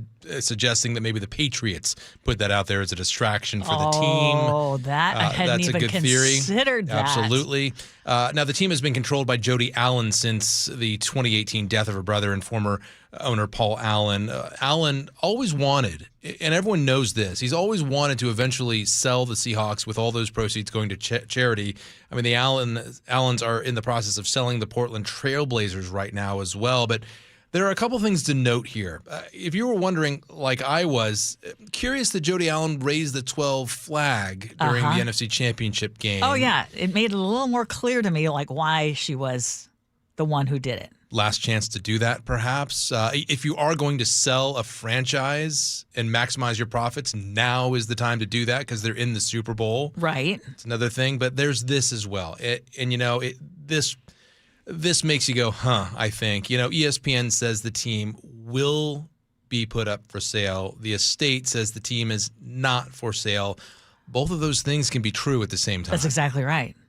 So I think the going feeling is, yeah, it's going to be for sale. Yeah, you can say it's not for sale right now. Yeah, for me, at the end of the day, it was his wish that it be sold. Yes. I do think because they are taking their time on this, like she said, it can take years to wind these things down. I think they'll be thoughtful about that. I'm not worried about the Seahawks leaving, but maybe I should be. Like, I feel like they will take good care of it. I feel like Jody Allen will take good care of it. I think so, too. I'm thinking that this is not going to be one of those Starbucks, Howard Schultz, all of a sudden, Oklahoma. Right. So that part, I'm going to say, but just it's unfortunate, the timing, because we're all excited and should be hyper-focused, at least the fans are, should be the team. It sounds like they're saying this is not going to be a distraction. It doesn't matter. And it probably won't be for the players. They are, media day is today, by the way, down in San Jose. The team touched down in San Jose yesterday afternoon. And after media day today, the players will not be exposed to media until after the Super Bowl. We won't hear from the players after tonight during media day. We will hear. Yeah, they do, and we'll hear from the coaches though. But yeah, I don't think it's going to distract the team. But certainly, I think people immediately think about the Sonics, and they think, "Oh my gosh, here we go again." You can, of course, have assurances in contracts when you sell that they will not be moved. I don't think the NFL has any interest in moving. They have a huge market here in Seattle. They know that in the Pacific Northwest. It's not just Seattle, right? I mean, people fly from all over the country for games on Sunday. I think a lot of people don't know that. They fly here just to see the games. Yes. There are season ticket holders in Alaska, Idaho, Oregon, I mean, all over. It's been very profitable staying right here in Seattle. So the other part is, like Christian Bainbridge just said, I don't know why everyone seems to think that just because it gets sold, it'll leave Seattle. Half the value of the Seahawks is the 12s. We aren't going anywhere. I wish I had that 100% confidence, but I'm pretty confident. Yeah. Well, let me ask you this. I saw some reports this weekend that we might lose our offensive coordinator to the Raiders. Is this thing? That's right, Clint Kubiak. Yeah. So he was spotted by several sources. Well, he wasn't. I should say that several sources are saying that he is in talks and has been with the Arizona Cardinals, the management and ownership of the Cardinals, as well as the Las Vegas Raiders. Mark Davis, the owner of the Las Vegas Raiders, was spotted apparently eating at a restaurant in Bellevue over the weekend. And we have Charlie Harger actually broke this from sources that he has, that the private jet owned by the owner of the Arizona Cardinals touched down here in Seattle and was on the tarmac for about 4 to 5 hours. There were dark tinted windowed SUVs there at the airport as well. So perhaps Clint Kubiak had those meetings over the weekend, and then before the team left around in the afternoon on Sunday, and then touchdown in San Jose around 5 o'clock in the evening. Okay. And again, does that come as a surprise? I mean, the team is now in the Super Bowl. It's like, but my whole thing is, could you not wait till after the Super Bowl? No. Like, I know that there are many hours in the day to do these things, but there's a part of me that's like 100% focused on the game. Like, that's it, right? Like, just do that. Yes. Well, we're going to do our part to stay 100% focused on the upcoming game. But there are some things that we don't know about some of our favorite players. All this morning on Seattle's Morning News, I've been diving into things that you probably do not know about Seahawks players, beyond the X's and the O's. For instance, listen to this. I don't think a lot of people do know this. Sam Darnold, our quarterback, his grandfather was a television star. He was on the show Emergency back in the 70s. He was a model. He was a world-class athlete. And listen to what Sam Darnold told ESPN about his grandfather. Tell me about your grandfather. What was his legacy? Yeah, He was the Marlboro Man. He was the Marlboro Man. One of the four. What? He was a legend here at USC. He played basketball. He was an Olympic volleyball player as well. Yeah, a heck of an athlete, but yeah, he was one of the original 4 Marlboro men. And if all you got to do is look him up, and there he is on that poster, that rugged cowboy look, holding those cigarettes. So that's one. Leonard Big Cat Williams is an avid fisherman. And, not just he goes out to the pond and casts it. No. He is big time. He's got a social media channels dedicated to this. He's a big spear fisherman. He has, again, trips around the world. He's got a house down in Florida. He once dove to 80 feet spear fishing, he says. Oh, wow. He can hold his breath for like 4.5 minutes. Yeah, I pretty much grew up fishing my whole life. My dad was from Texas, so he grew up doing a lot of bass fishing and stuff like that. Yeah, he's serious. And What's his name? Leonard Williams. Big Cat. Leonard Williams, yes. Yeah, Big Cat. And the reason he's called Big Cat is because at USC, the announcers used to say he looked like a big cat pouncing on quarterbacks, and that's where he got his nickname. Wow. As we all probably know, JSN was roommates with G. Scott's son at Ohio State. Some people don't know that. Michael Dixon, the punter, he's a huge history buff, turns out. And each day he starts with watching a documentary. He loves ancient Egypt. He likes studying about the Vikings, UFOs. He believes in UFOs. Okay, I'm loving this. And then little tidbits. Kenneth Walker, Canine is his nickname. He collects anime. He's an avid enthusiast, but he also is a photographer. His rookie year, he was looking for a photographer to take his photos and do promotions and things like that. And he met someone, and it turns out that photographer is a friend of his now, lives in Seattle, so he taught him how to everything. How to check the aperture, how to do whatever else you do with a camera. I don't even know. I couldn't even make it up.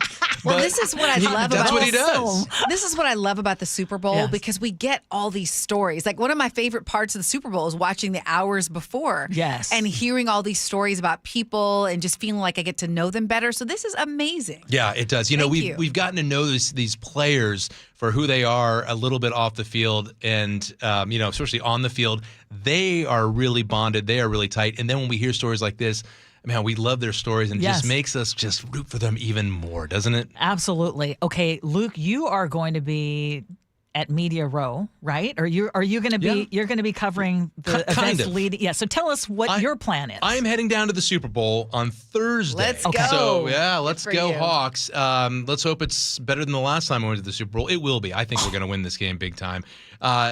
Here's what I'm doing, though. Media Row, kind of, not really, maybe. Yeah, okay. What I'm going to be doing... Gee's going to be there. Yeah, Gee will definitely be there. But what I'm going to be doing is everything about the 12s. Ooh. I'm going to be looking for your stories. I'm going to be looking to meet you. I've already got a bunch in mind. For instance, I think I brought this up last week about a group that was trying to raise money. They had a GoFundMe page to build a huge 35 by 35-foot flag and then fly it over the Golden Gate Bridge. I talked with them again over the weekend because last week we started out telling their story. They had about $4,600 raised.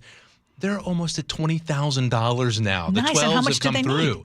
They've got it all. They've got all the money they need. So now, not only are they going to fly over at noon over the Golden Gate Bridge, they've got a plane and a pilot lined up. They're getting the flag, but they're going to fly around San Francisco all weekend, and then Santa Clara, where the Super Bowl is being played, they're going to fly there on Super Bowl Sunday. Wow. It's going to be amazing. I'm going to hope that there's just an overwhelming number of Seahawks fans, not just 12s, but because West Coast, absolutely. Support the team from the West Coast. I love that. So for the rest of the 12s, who's able to go right now? Like, I don't know anyone that's, other than people who are connected or like covering it, I don't know anyone going. I have one friend who is trying to get tickets. But not, okay. Yes. I've got a story for them. So all week leading up to before I leave on Thursday, I'm going to be telling a lot of different stories, and we're dedicating each show, each morning, each day to a different theme. On Wednesday, it's all about the 12s. And I'm going to be talking to, and this is going to sound weird, Casey McNerthney, the spokesperson for the King County Prosecutor's Office. Yeah, he has a foolproof way and a 4-step plan for getting cheap tickets to events. And before you say, he went to see and he witnessed Edgar's double that sent the Mariners to the ALCS way back when. He got into that game for like $20 because of his plan. Okay, is he going to share this plan? Is Yes, this what you're and I'm telling going to us? share it with everyone. Okay. So if you do go down to the Super Bowl and you don't have a ticket, because if you want one now and you want 50-yard line tickets, they're like $60,000 Yeah. right now. Well, It's even crazy. the nosebleed seats are 8,000. 8,000. Or at last Well, check, here's maybe. what I know about Casey. I used to work with him at KIRO TV years ago, and he ran the digital department. Yes. When at KIRO TV, and so I totally believe. No, he's very he has resourceful. found some hack Okay. that. So yeah, we're gonna slide us his email or number. Totally. Before And it involves wait, you got to be patient. You're not going to get in, maybe until the second quarter or so. But I love his fourth step, and I'll just share that part, Ooh. is that you've got to believe that something fantastic is going to happen. And if you believe it, you can will it to happen. Yes. Ooh. Well, Luke, thank you so much. Thank you so we'll much. Continue hearing from Luke and Gee. Rob and Puyallup texted in and said, can we please get some Gee and Ursula Show exclusive audio from Gee? Oh, yeah, you betcha. That is exactly what we're planning to do starting tomorrow. That's right. I'm excited Yes. about that too. Okay, I got to mention this, though, and maybe you saw it on the news because this is Seahawks related, and you can imagine that a lot of people are buying up merchandise right now. Yes. But there is a store near Lumen Field that masked thieves broke into. It's Pro Image Sports. It was around 4 a.m. yesterday, and they made off with about $50,000 worth of Seahawks jerseys and jackets. These thieves were in and out in like 2 minutes. And the shop is locally owned, and the store's co-owner, Clayton Frongner, spoke with Como 4 News about the break-in. That's the thing I'd really like to make people aware of when you're buying an item off of a street vendor or online. Sometimes it's not licensed. Sometimes, there's people out there making a living off of stealing stolen merchandise. We're a smaller business, so we probably can't do a huge reward, but definitely if anybody can help us out, we'd love to hook them up with some Hawks gear. I saw that interview and my heart was breaking because, this is the time when that store would be making bank because we're in the Super Bowl and then thieves come in and in 2 minutes just take it all away. Yeah, just wreak havoc. And I do think, I love that we all can play a role in things like this happening because the thieves wouldn't do it unless there was a market. And I know the owner, I saw some interview where he was saying he thought he saw on Instagram someone selling some shirts in Burien or something. And it's like, hey, let's not buy. I get it's a good deal, but Yes. it's on the back of someone else who is trying to run a good, honest, small business. Yeah, and if anything, if you see something like that where you're like, okay, how did this happen and how is this person Yeah, on how the did you street get corner access to these just, dirt? Selling these expensive jerseys that look very similar to the ones that were taken from the store, I would report that, at least for police to have a chance to check it out. 100%. Do we have time to go to our next story? Of course. One more, because this is, we talk about affordable housing all the time, and the number of people struggling to actually stay in their homes, it's increasing significantly. There was this report in the Seattle Times, and it revealed that Washington and King County had more evictions last year than ever before. In the state, there were 23,000 evictions last year, a 3% increase. But here's the thing. If you look at the Seattle area, and this includes King County and Snohomish County, the impact is greater. Eviction cases grew by 12%. 12%. Yikes. Experts say this number could be higher because many people struggling to pay rent don't end up in court. So these are just the ones that end up in court. Average rent for a 2-bedroom in King County right now, $2,400. Yeah. Yikes. Right. Which is a reminder. You can't pay that on minimum wage. Exactly. Which is a reminder, though, again, and a lot of why now? Why is it happening other than the obvious things are so expensive, rent is going up, but also a lot of the help that came during the pandemic, that has ended. And there are a lot of folks who, no matter how many jobs that they work, it doesn't matter. It doesn't add up. Exactly. It's you start. I want to say at $2,400 a month. How much is that a year? That's a significant portion. If you are a minimum wage worker, let's just say the average person, then you're going to have roommates. But if you have kids, can you imagine if you have a kid? Then that's another thing. And these numbers included Snohomish County. It wasn't just King County when you look at. So it's tough times out there. And I feel like Wall Street and the numbers don't always reflect what. For so many, it's a sad happening. reality. Isn't that the truth? Okay, still ahead, we're going to talk about freedom with a side of guilt. And we're talking about food delivery, something you're very passionate about. Listen, yes. Let's talk about food delivery. Okay, apparently it's changing a whole generation and their mealtime habits. Okay, we'll have that coming up next on the Gee and Ursula Show.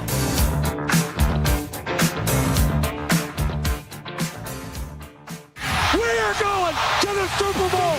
And the home of the Seahawks, KIRO Newsradio, is there. Can you believe it? All week long, Gee Scott broadcasts live from Radio Row in San Francisco during the Gee and Ursula Show. Weekdays 9 to noon. It is a circus like you have never seen. And Luke Ducey will be on the ground. I am on the lookout for everything 12s. From the only station where you hear Steve Rabel call the Seahawks in the Super Bowl, KIRO News Radio.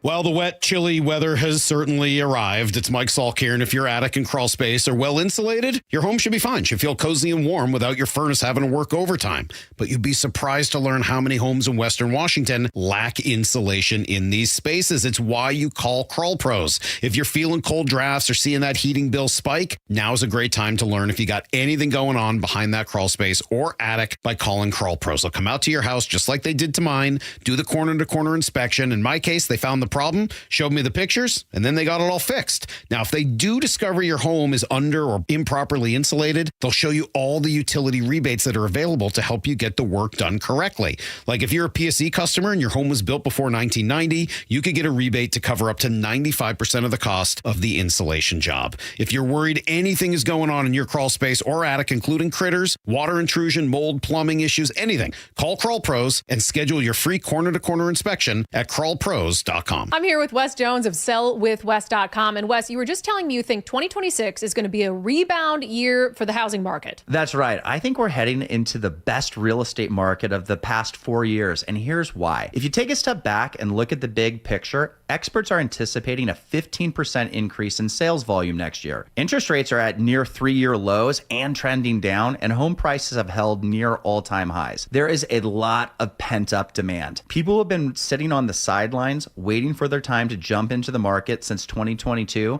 and they need a place to buy. So, hey, 2026 might be your year. If you're considering selling your home, if you're thinking about moving, but there was something that was just holding you back, now might be a great time. So do this. Go to sellwithwes.com. You can see your home's real value there with Wes's home value calculator. Then schedule an appointment by giving him a call. Sellwithwes.com. Sellwithwes.com. It really just is a better way to sell your home. Guys, did you know your testosterone affects everything in your system, including how you feel and perform every day? Right now, Revive Men's Health Seattle will check your testosterone for free. Knowing your T levels is the first step in understanding if you have low T. Your testosterone level impacts your energy, libido, sleep, weight, hair loss, mood, and even ED. Maintaining an appropriate T level can change your whole life. Most men start to see changes in their hormone levels in their 30s. Experience and results matter. So what are you waiting for? Get your T levels checked today by local, experienced, and trusted men's health experts. They've helped thousands of men since 2011. They're so confident they can help you, they even guarantee it. Call Revive today and schedule your free testosterone test, free exam, and free consultation.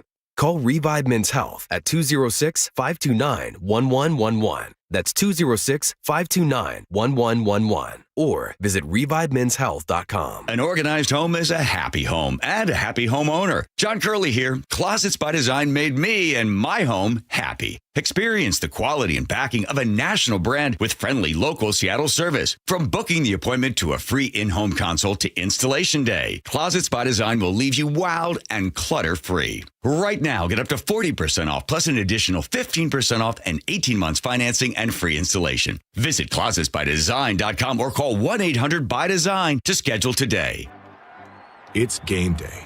Are your moderate to severe Crohn's disease or ulcerative colitis symptoms keeping you from the action?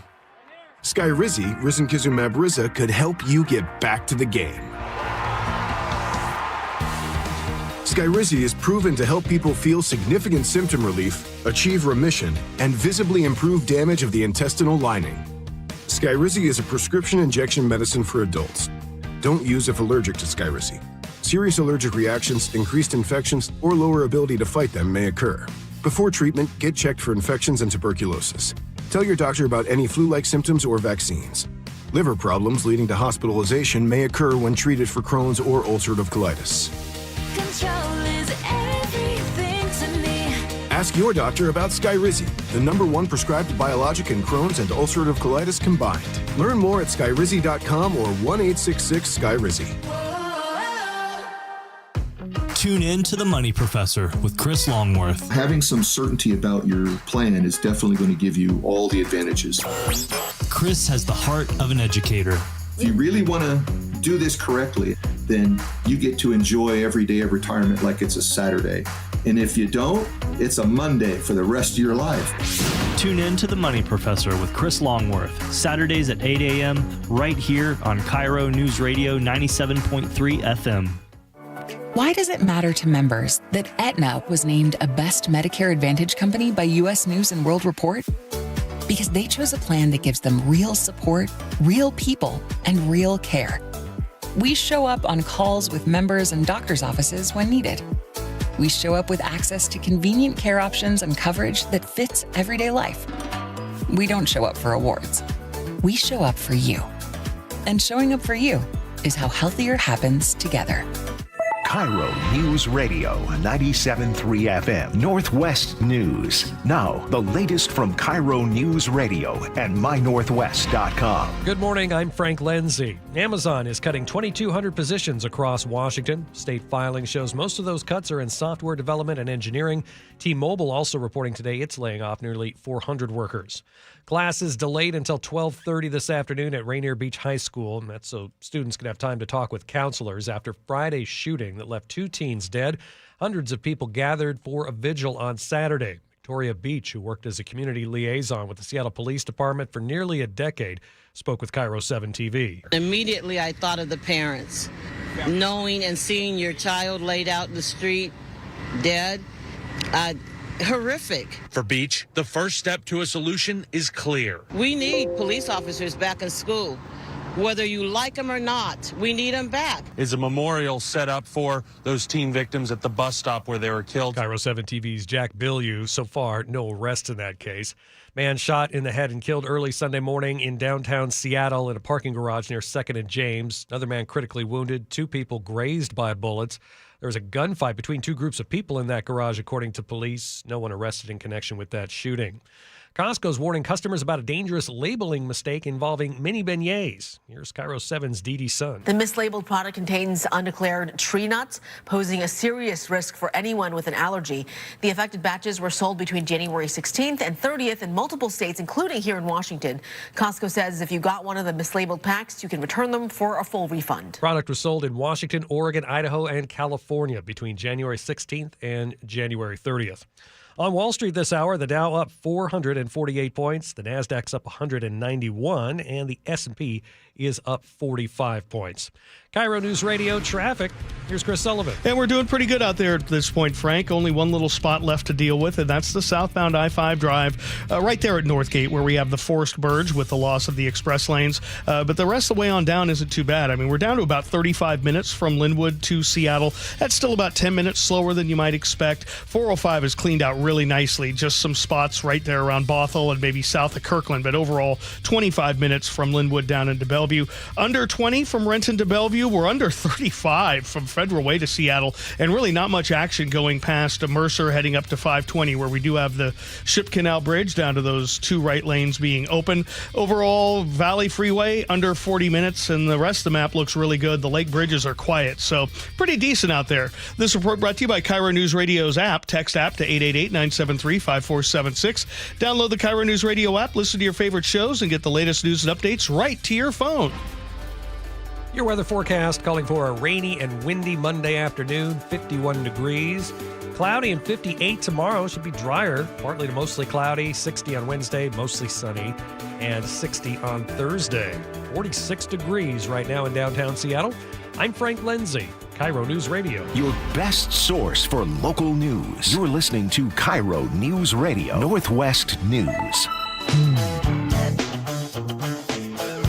Welcome back to the Gee and Ursula Show. We sure appreciate you hanging out with us on this Monday, February 2nd. Gee is out, Angela Poe Russell is in, and we're talking about food delivery.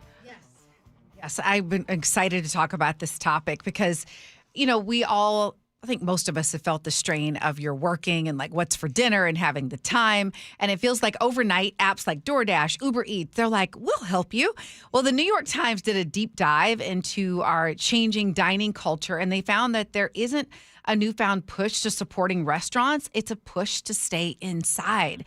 In 2024, 3 of every 4 restaurant orders in the U.S. were eaten off premises, not inside a dining room. That's according to the National Restaurant Association. That's a big shift in how Americans eat. The household use of food delivery has roughly doubled since 2019, and about a third of adults now order delivery at least once a week. One reader told the Times that despite only making $50,000 a year, she sometimes spends $200 to $300 a week on delivery. That's okay. Wait, let's do the math there because that's about like 12,000 a year. At you. 300 times 4, 1,200 times 10. That's 12,000. Yowzers! That's a lot of money. Yes. Yeah. So that's 15,000. That's like a third of your income. Yeah. So I guess, do you see this as a lifeline, or do you think this is going to have adverse effects? Okay. First of all, I don't know if it's too cheap or also driven to try to support restaurants, the brick and mortar restaurants, the restaurants that are still surviving. So even last night when our son asked, hey, let's meet for dinner, and we were trying to think, hey, do you want to eat at home or go someplace? And I said, let's go someplace. And so we met halfway between us, and we met at this burger joint in Fremont. I love Ballard. Fremont. Yeah. Yes. Anyway, and the reason I say this is because I was thrilled to see that there were several other families there. But more often than not, when I go to these restaurants, there's nobody there. And I understand that when you support the food delivery business, you love the convenience. For me, it's I can't get over some of the fees, and I would just rather physically go there for a number of reasons. But I know that you feel differently. I'm trying not to, and I can't wait to talk to Sophia about this because I just got hip to this food delivery thing recently when I was traveling. I shared the story about how the hotel didn't have a restaurant. I was like, oh my gosh, this is cool. And all of a sudden I get whatever I needed. So today I was like, hey, I didn't have time to do breakfast. I'm really hungry. With all the construction, thank you, City of Seattle, hard to access the local places. I will order Starbucks, simple, done and done. How much could the fee be? So then I changed my mind and decided I would starve, and I am. So it was $7 for a service fee and other fees, $4.99 for a local operating fee, and $3.62 for just taxes. So my total order for Starbucks oatmeal and egg bites and a drink would have been $37. I can't do it. That is a hell to the gnaw. Yeah, thank you. How do y'all say it? Hell to the gnaw. Yeah. But my point is, I'm looking at the numbers, and they're saying like 28% of people do this once a week. How do you stomach this, Sophia? I mean, I'm going to be so real. I am not the audience for food delivery because I can't stomach it, but I have a lot of friends that just are okay with food delivery because it gets to the point where they're like, well, if you really break it down, if I actually buy the groceries and then I cook the groceries, it's a lot of energy. And I think what happens is that people are just tired and they don't want to leave the house and they're so overworked that they would rather pay $40. Okay, what's going on? Because I can see my grandma saying, tired? You're young. You're 22. What you doing? I literally have heard my parents say this. Yes. Has the culture shifted so much that young people are more tired, or is it that they don't make them like they used to? Well, I think it's a combination of a whole bunch of things. a lot of young people, for example, if you talk to someone like Nick, how many jobs do you have right now? Nick has multiple jobs. 3 jobs right now. Okay, so he has 3 jobs because Sue on Tiger Mountain points out, in the last story you talked about how people are struggling because of how outrageous rent is in King County. And then now you're talking about how folks are using food delivery to eat. Yeah, I mean, both things can be true. Yeah, and I think Sue's point is if you're struggling, maybe the first place you should cut is food delivery. But you need to. But Sophia's point is they need to eat, and they feel like the cost with groceries and this whole tired thing. Let's talk about it's a vicious cycle, I think. So I personally, I don't do delivery because I think it's also like the way you culturally grow up. These fees used to not exist. It used to be, order a pizza, and it's just convenient. You didn't charge a fee. You just tipped the person. Right. And so, but for me growing up, I actually didn't even grow up in a food delivery household. I never got pizza delivered to my house. I grew up in a very at-home cooking household. So I think that kind of impacted my mentality. Yes. But even now, I feel as if I pick up food and bring it home way more than I would like to because I get to a certain point where I don't have time to eat. I don't have time to cook. I don't have time to meal prep. And I'm just exhausted, even after the shift, I'm in my head, okay, I have to go home, make something to eat. And if you're too tired to do that. Okay, so let's dig in, like Angela said, dig into the fatigue factor because we already got a text from someone saying, this generation's just lazy and not very smart, which I just reject that wholly. But I think that there is part of the culture is you've only known, or really in your adult life, you've only known what it's like to have a lot of food delivery available, right? Yeah, I mean, that is something that so many people in their 20s. And I think it's the time thing. If you have 3 jobs and you're trying to time them out, you're okay, I'm done with this at this time that I have to be, you don't have time in between necessarily to cook yourself a meal. So I don't think it's necessarily laziness. I think for some, I do know some people where I'm like, come on, get yourself up and go to the stove. But for others, it's genuinely a logistic thing. And it becomes a huge cycle of spending the money you make back on the food you need to survive. Did we not, as adults, teach our kids? I don't think I've done a good job teaching my kids basic survival things. I don't think my mom taught me a lot of cooking. Someone said here, dear young folk, try crock pot, low effort, high taste. This whole idea of a crock pot, I was never taught that. And everyone's square, they're like, you're busy, just turn it on, throw it in there and leave. And I make it sound so easy. I know. And crock pots are really easy. It's you just have to get it out and then get the ingredients and throw it in. Yeah. Because crock pots really are easy. Big Al Joe just texted in and said, look up doom spending. There's no point. So the idea of doom spending is there's no point saving on delivery fees and that kind of thing if you feel like you can't afford a house or a family. That's a very valid point. When those moments in life where you're like, I'm not going to win anyway, so bring on the whatever meal. Nick, we talked about that last week. Nick, I'm just really curious. So 3 jobs. Do you get food delivery? No, sparingly. I'll do that. If I am, it's with a group of friends or something like that. But yeah, if my rule is if I'm alone and just trying to cook for myself, I'll stay at home or I'll go get it myself. But socially, sometimes we'll get delivery or go out or something like that. But. Yeah, I love the idea of food delivery. I just I would use it if the fees were more reasonable. Yeah, I can't. Yeah, exactly. I can't do it. I still want to have places where we can physically go to, so I'm going to do my part to try to support them. I love it, Ursula. Okay, still ahead, we do scenarios. We solve other people's problems. Gee and Ursula Show.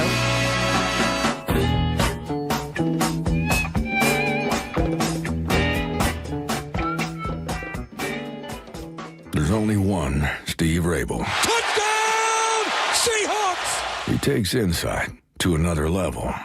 Shoot, the man played the game. There's an old picture, 2 farmers sitting on a wooden fence. Each has a sock filled with cow manure, and they're swinging at each other to see who falls off the fence first. But that's what this felt like. The only place you'll hear Steve Rabel and Dave Wyman call the Super Bowl. Sunday, kickoff at 3:30 on KIRO Newsradio 97.3 FM.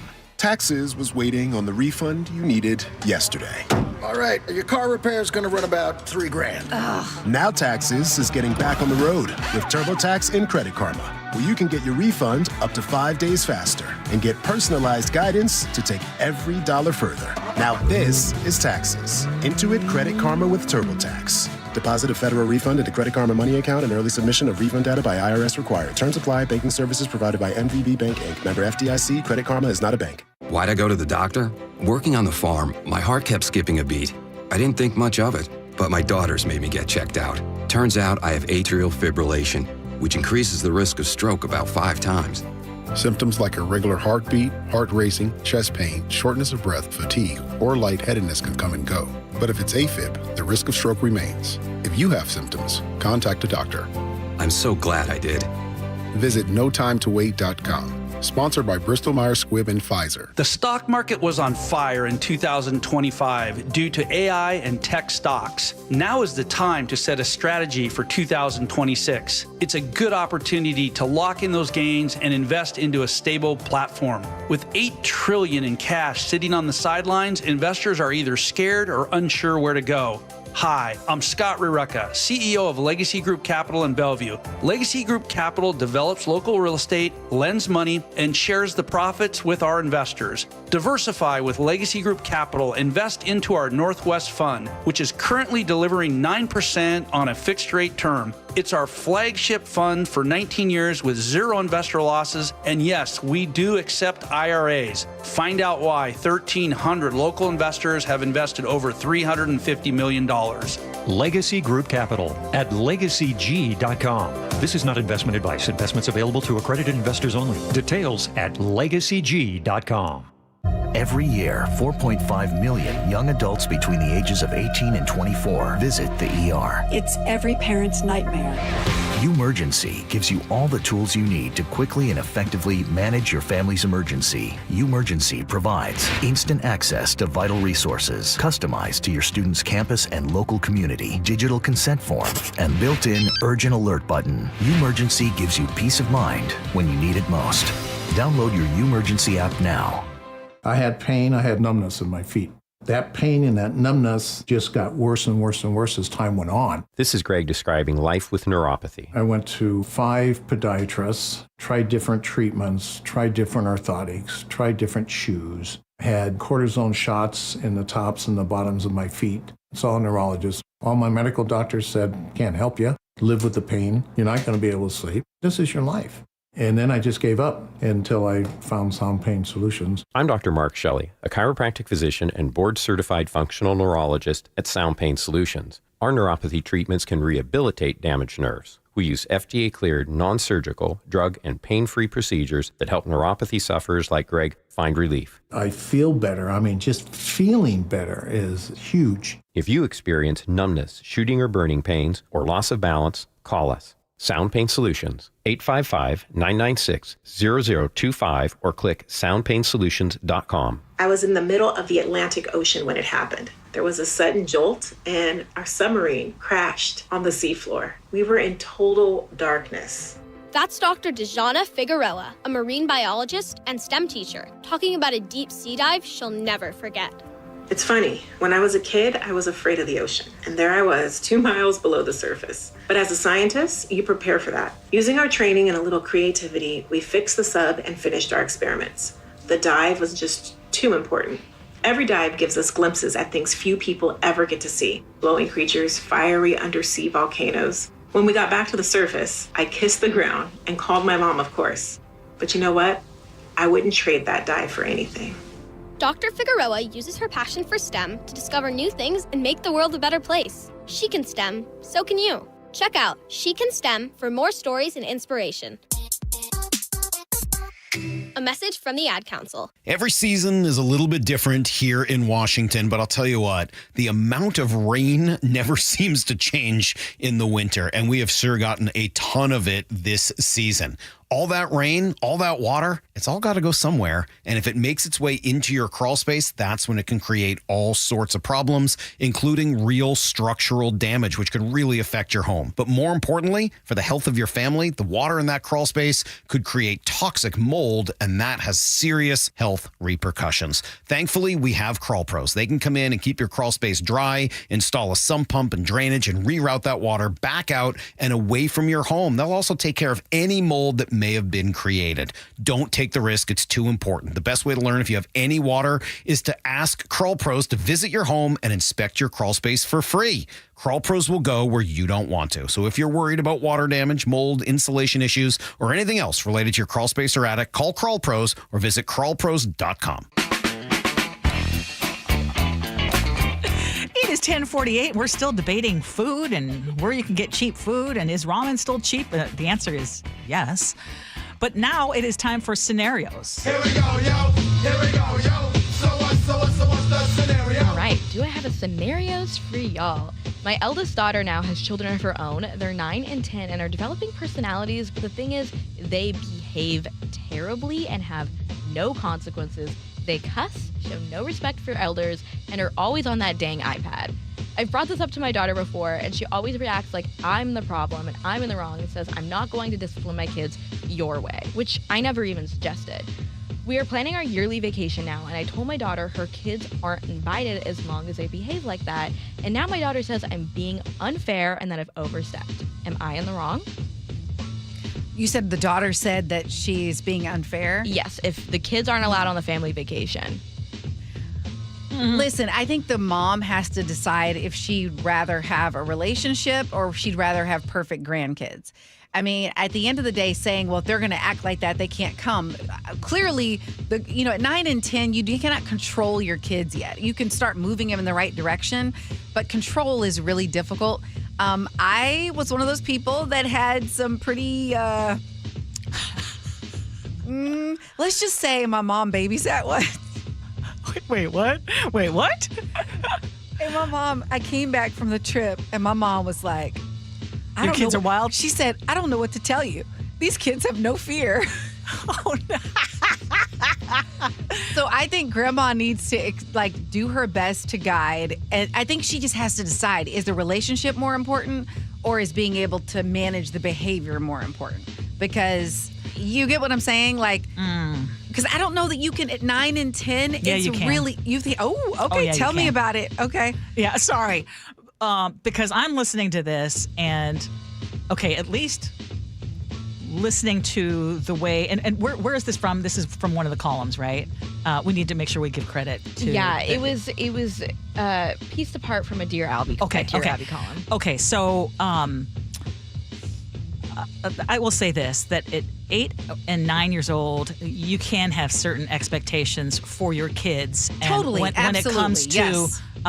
treating, especially if grandma's being disrespected, for example, and grandma brings it up and says, hey, I'm not comfortable with this, and I'm not going to tell you how to raise your kids, but these kids are unruly. And let's face it, in some cases, grandparents are taking a bigger role in helping raise kids. And I say that as someone who had my parents and my in-laws especially help raise our kids. If my mother-in-law told me that either boy was misbehaving, I would want to intervene, or one of my kids was a little, I'm going to say rude, but ruder, and pushed boundaries a little bit more than the other.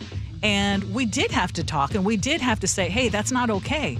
Because we're getting favors from grandma who's watching them, let's say. So in this case, grandma is now taking them on vacations. She's not under no obligation to continue. And if those kids are being very disrespectful and the daughter's like, yeah, I didn't like your parenting, so I'm doing it my way, then yeah, maybe they take a break from the vacation. Yeah, maybe what they could do is agree on consequences for behavior. I guess what I definitely think at 9 and 10 you can have consequences. But I'm saying even with consequences, there are some kids that will go and do it again. And especially if it hasn't been managed leading up to the vacation. So maybe if they can say hey, if this person does this, they lose their iPad. Like the iPad has to go if they do this certain thing. Yes. That is a reasonable, maybe they could agree on consequences for the behavior. Yeah, I think so. But again, we're hearing Jen says grandma needs to decide what relationships she wants, and the mom needs parent education. There is support for this, and she says belongpartners.org. Thank you. Oh, yeah. I went to so many classes. Wait, you did? God. I want to explore a little bit of this. Oh, my gosh. I went to, what was the name of this? I'm so impressed with your daughters, first of all. Thank you. So, but you're saying that they had a proof period that where they it was... can come out. I mean, and Listen, the older one, it's like, yes, we made it. She was the one I first started going to parenting classes. Oh, it was Love and Logic. That's what I went to, Love and Logic. Yeah, she just was very stubborn. Yeah, but she's now just this wonderful young woman. Yeah. We had it in total reverse. It was like, how is it that you have two kids who have the exact same parents and the exact same parenting, and one will just challenge, That all said, it did work out. You don't give up. You do still set expectations, but they will try to break you. They will try to break you. Yeah, but I think Grandma has a right to say, you know what? Maybe we sit this one out and we don't do the trip. What do you think?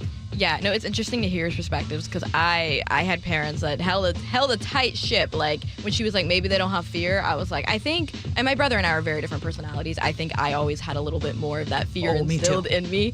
But I think in this situation, it's hard because like, yeah, you can't tell your kids how to be parented, how to be parents, but at the same time, you can give some gentle guidance. Give some guidance. Nick? I think this age is the breaking point for kids where they need to start tightening up their manners, treat people with a little more respect rather than just disregarding all the rules in place for how they treat their elders. And maybe it is a work in progress for them to figure out that the whole immature act has to stop. But in this case, where there's a trip or vacation ready to take place where they're all going to be spending way more time with each other than normal, it's time to do a rapid lesson for them to figure out the quicks so everyone can keep their sanity while trying to enjoy the time away from home. So just make sure the kids are good and tolerable for the seniors just for this time's sake. Anything after that, I think, is up to the parents, but maybe this could be a good starting point for them all. Love it. Thank you, Nick. Okay, just like that, our second hour of the show is over, so we're heading into the third hour of the show, and we're going to talk about some of the things that came up during the Grammys. Did you even watch the Grammys this year? Small clips. Yes, exactly. So we'll have that and more coming up next on the Gee and Ursula Show.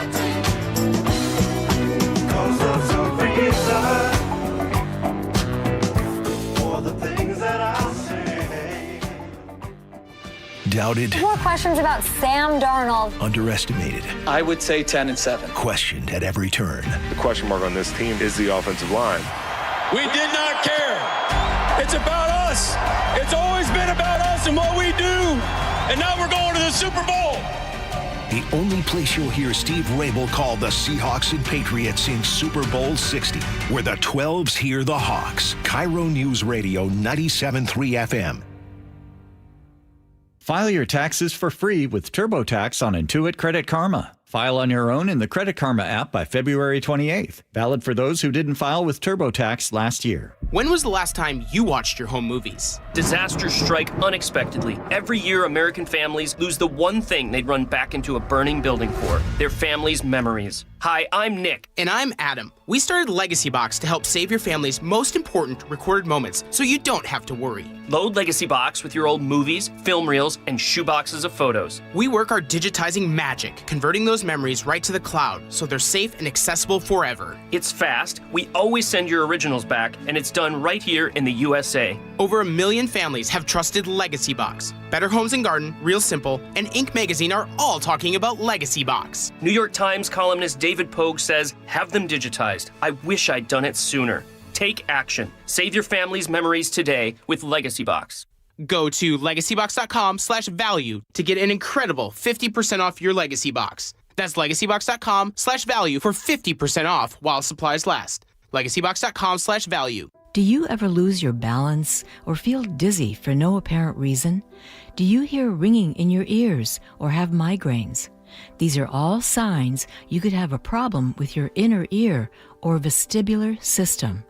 To learn more, call the Vestibular Disorders Helpline at 800-837-8428. That's 800-837-8428. Sponsored by the Vestibular Disorders Association. Download the KIRO Newsradio app, where you can watch us live or stream us live anywhere, anytime. How would this initiative, whatever this initiative is, how would he fund it? Stay connected everywhere. Download the KIRO Newsradio app. This is the story of the one. As an HVAC technician, he and his digital multimeter are in high demand. So when a noisy office HVAC turns out to be a failing blower motor, he doesn't break a sweat. With Grainger's easy-to-use website and product information, he selects the product he needs to keep everything humming right along. Call 1-800-GRAINGER, click Grainger.com, or just stop by. Grainger, for the ones who get it done.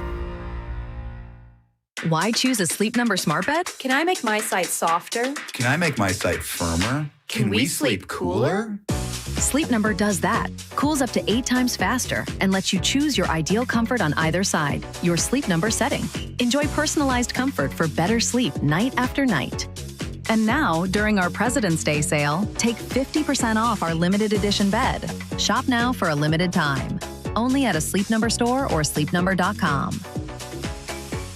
I saw her texting, coming up to a stop sign, and so I saw the accident coming, and she T-boned us. In the blink of an eye, Crystal's life changed when she suffered a severe spinal injury. The pain was something I had never experienced before in my neck. I got massage therapy. I saw a chiropractor. I was prescribed muscle relaxers so I could sleep. I got depressed. Nothing was relieving the pain. Drugs, sleepless nights, and depression. Sound familiar? I'm Dr. Mark Shelley, a chiropractic physician and board-certified functional neurologist. At Sound Pain Solutions, our treatments include high-dose laser combined with spinal decompression and other comprehensive therapies to rehabilitate damaged discs.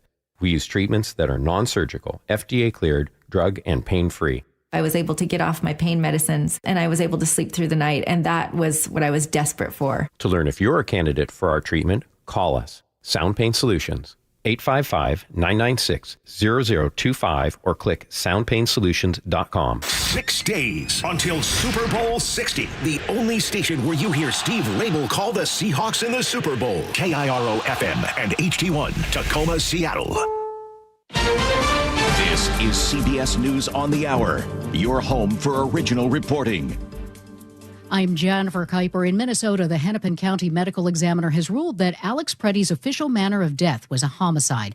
The 37-year-old Minneapolis nurse's cause of death was multiple gunshot wounds, according to the report, which also says that Preddy was shot by law enforcement officers and died in the emergency room at Hennepin Healthcare.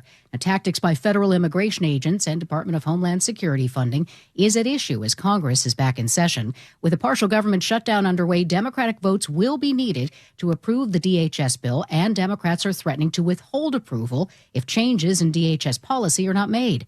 CBS's Nicole Killian on the Hill. The Speaker really wanted to try to fast-track this bill, but according to our sources, the Speaker had a conversation with Leader Jeffries over the weekend where it was conveyed that House Democrats would not put up extra votes to fast-track this measure, so that's why it's got to go through the more traditional process. The House Rules Committee will also take up whether to hold former President Bill Clinton and former First Lady and Secretary of State Hillary Clinton in contempt of Congress for not abiding by a subpoena to testify. Today's show host Savannah Guthrie was off the air this morning after her 84-year-old mother was reported missing in Arizona. The latest on the search from our Peter King. Investigators say 84-year-old Nancy Guthrie was last seen Saturday night near her home west of Tucson. She was reported missing after she failed to show for a church event, and now Pima County, Arizona Sheriff Chris Nanos says her home is considered a crime scene. She did not leave on her own. We know that. Nano says Guthrie has no cognitive issues, but is mobility impaired and has other problems requiring medication. Medication that if she doesn't have in 24 hours, it could be fatal. Peter King, CBS News. Snow and ice swept across the southeastern United States over the weekend. It went far south into Florida, but did more in the Carolinas that felt the freeze late last week. CBS's Dave Malkoff is in Charlotte. It was almost like a winter hurricane that came through there. Some trees came down into houses. The ice built up on the power lines, and that's what cut off power to some of those people. And that was last week's event, and they're still working to get the power on right now. The president reportedly had a phone call with FBI agents involved in the search of the Fulton County, Georgia election center last week. CBS's Stacey Lynn reports. The New York Times reports that President Trump spoke to some of the agents the day after the raid. It says Director of National Intelligence Tulsi Gabbard met with the investigators, and then she called the president and put him on speakerphone, where he offered them praise. Stocks are up on Wall Street. The Dow has jumped 516 points. This is CBS News. Follow and listen to CBS Mornings on the go on the free Odyssey app or wherever you get your podcasts. Students at Rainier Beach High School returned to class 3 days after 2 teens are gunned down. We'll have more on that in just a moment. First, KIRO News Radio traffic with Chris Sullivan. Frank, we're doing really well out there across the board. Just a couple of spots of hesitation here and there, and both of them are on the I-5 corridor. I'm going to start with southbound I-5, where we lose the express lanes. That's 11 o'clock right now. That's when they normally would have switched anyway, but we do have just a little bit of braking. 25 minutes from Linwood down to Seattle, 20 from Linwood to Bellevue. The other direction, northbound I-5 across the Ship Canal Bridge, where we continue to have those 2 left lanes blocked. Just a little bit of braking there. We're talking just before 520 and then up and over. So really not too much. Everywhere else, all green on the map. 35 minutes, Puyallup up to Renton, 35 Federal Way to Seattle. No issues across the lake. KIRO News Radio real-time traffic. I'm Chris Sullivan. KIRO News Radio 97.3 FM Northwest News. Now, the latest from KIRO News Radio and mynorthwest.com. Good morning, I'm Frank Lindsay. Classes in the Rainier Beach area delayed until 12:30 this afternoon, so students and community members have time to speak with counselors and get support services after Friday's deadly shooting that left 2 teens dead. No arrests so far in that case. Seattle Public Schools Superintendent Ben Schuldner was already outlining new safety plans for the district before those killings. You're talking about fencing, you're talking about cameras, you're talking about secure vestibules, you're talking about metal detectors in the high schools. He spoke with KIRO 7. The Youth, Peace, and Justice Foundation is offering a reward of up to $5,000 for information leading to an arrest and conviction of those responsible. Meanwhile, Seattle Police Chief Sean Barnes today outlining priorities for this year. He says neighborhood resource officers are coming to 2 additional locations, 3rd and Pine and 12th and Jackson. This after a successful 3-month pilot program in the Magnuson neighborhood. SPD says overall reported crime in 2025 dropped 18%. But Barnes says the problem is people are still stealing guns out of cars, and he's urging you not to leave yours in your vehicle. Shooting in Seattle's so-called sinking ship parking garage at 2nd and Yesler in Pioneer Square left 1 person dead and 3 others hurt on Sunday morning. This woman who lives in a high-rise nearby says she's frustrated about the recent violence. The whole thing is it's so easily avoidable if there is a police presence. They absolutely know where the shootings are going to be every Friday and Saturday night. Why can't they just be there and stop it? No suspects arrested in connection with that shooting. Just a week before the Seahawks play in the Super Bowl, masked thieves broke into a store near Lumen Field over the weekend and stole more than $50,000 worth of Seattle Seahawks merchandise. Police are still looking for those 3 thieves. Your weather forecast is calling for rain and wind this afternoon with a high of 51 degrees. Cloudy and 58 tomorrow. Partly to mostly cloudy on Wednesday with a high of 60, and then mostly sunny skies on Thursday. Again, should hit about 60 degrees. It's 47 right now in Seattle. I'm Frank Lindsay, KIRO News Radio. Your best source for local news, serving Western Washington and the world with a KIRO News Radio app. Always streaming live on your smart speakers. You're listening to KIRO News Radio, Northwest News. This is the Gee and Ursula Show with G. Scott and Ursula Reutin. Good morning and welcome to the Gee and Ursula Show. Gee is on his way down to California for the Super Bowl. I just texted him, Angela. Ooh, okay. What did you find out? And I found out that he had his first flight canceled. No. And he said he barely got on this flight. And he said he was almost stuck and would have missed media night. So he's under a lot of stress at the moment. Oh, I can imagine. Because I was going to see if he would be able to join us to talk about what he's expecting heading into the Super Bowl.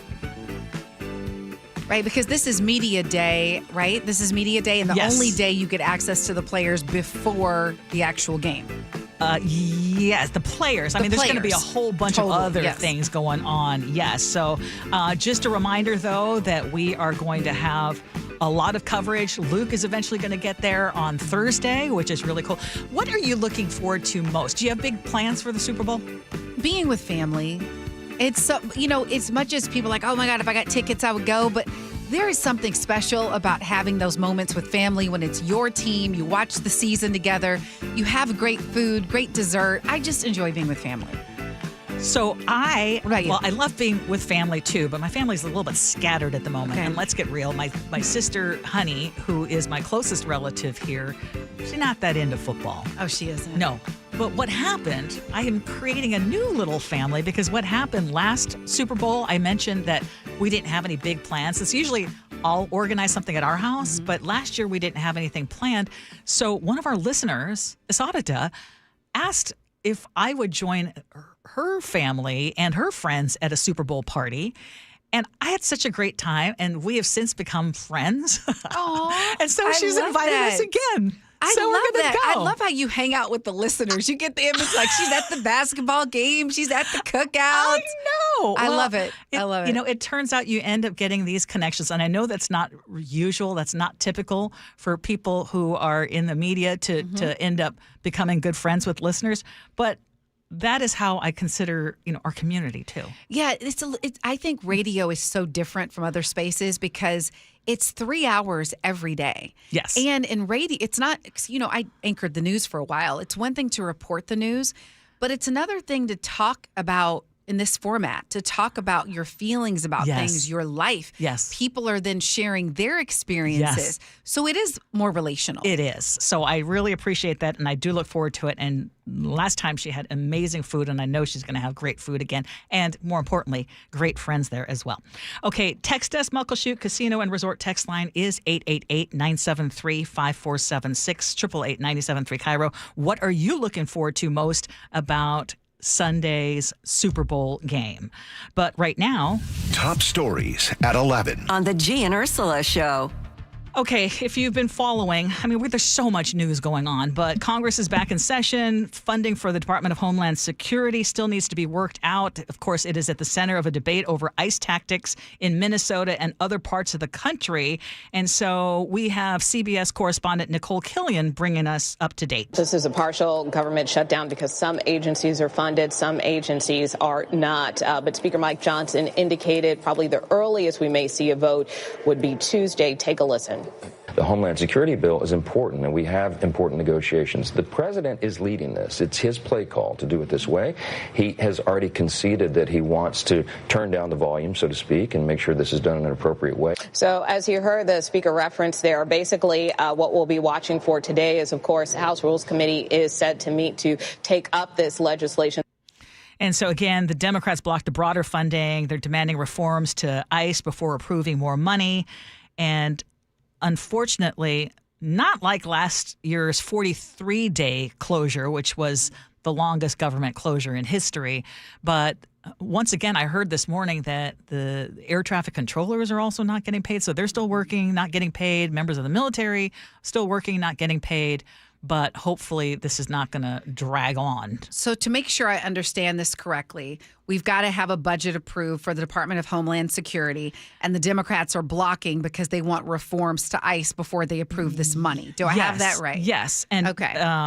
House Republicans are divided, and Trump that's has refreshing. actually, I think that's good to be divided in a party sometimes. Yes, absolutely. But Trump has actually endorsed the deal. So that's going to be really interesting because you're seeing that the Republican Party is also fracturing over what's happening with ICE and federal enforcement and what's going on with the mass deportations and how that's being handled.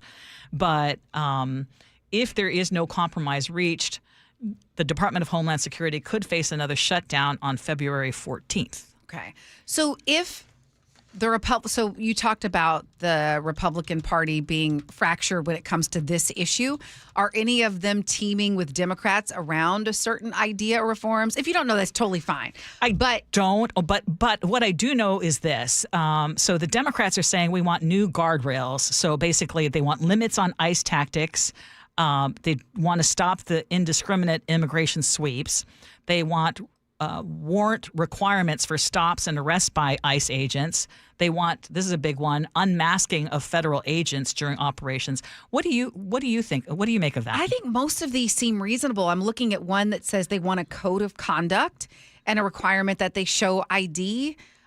That sounds reasonable to me. Yeah, and it's not that they're saying they don't want to fund the Department of Homeland Security, I think but they're saying we need to rein in what it is that is happening right now. Yes, we all, listen, this is a bipartisan issue around border enforcement and getting a handle around immigration.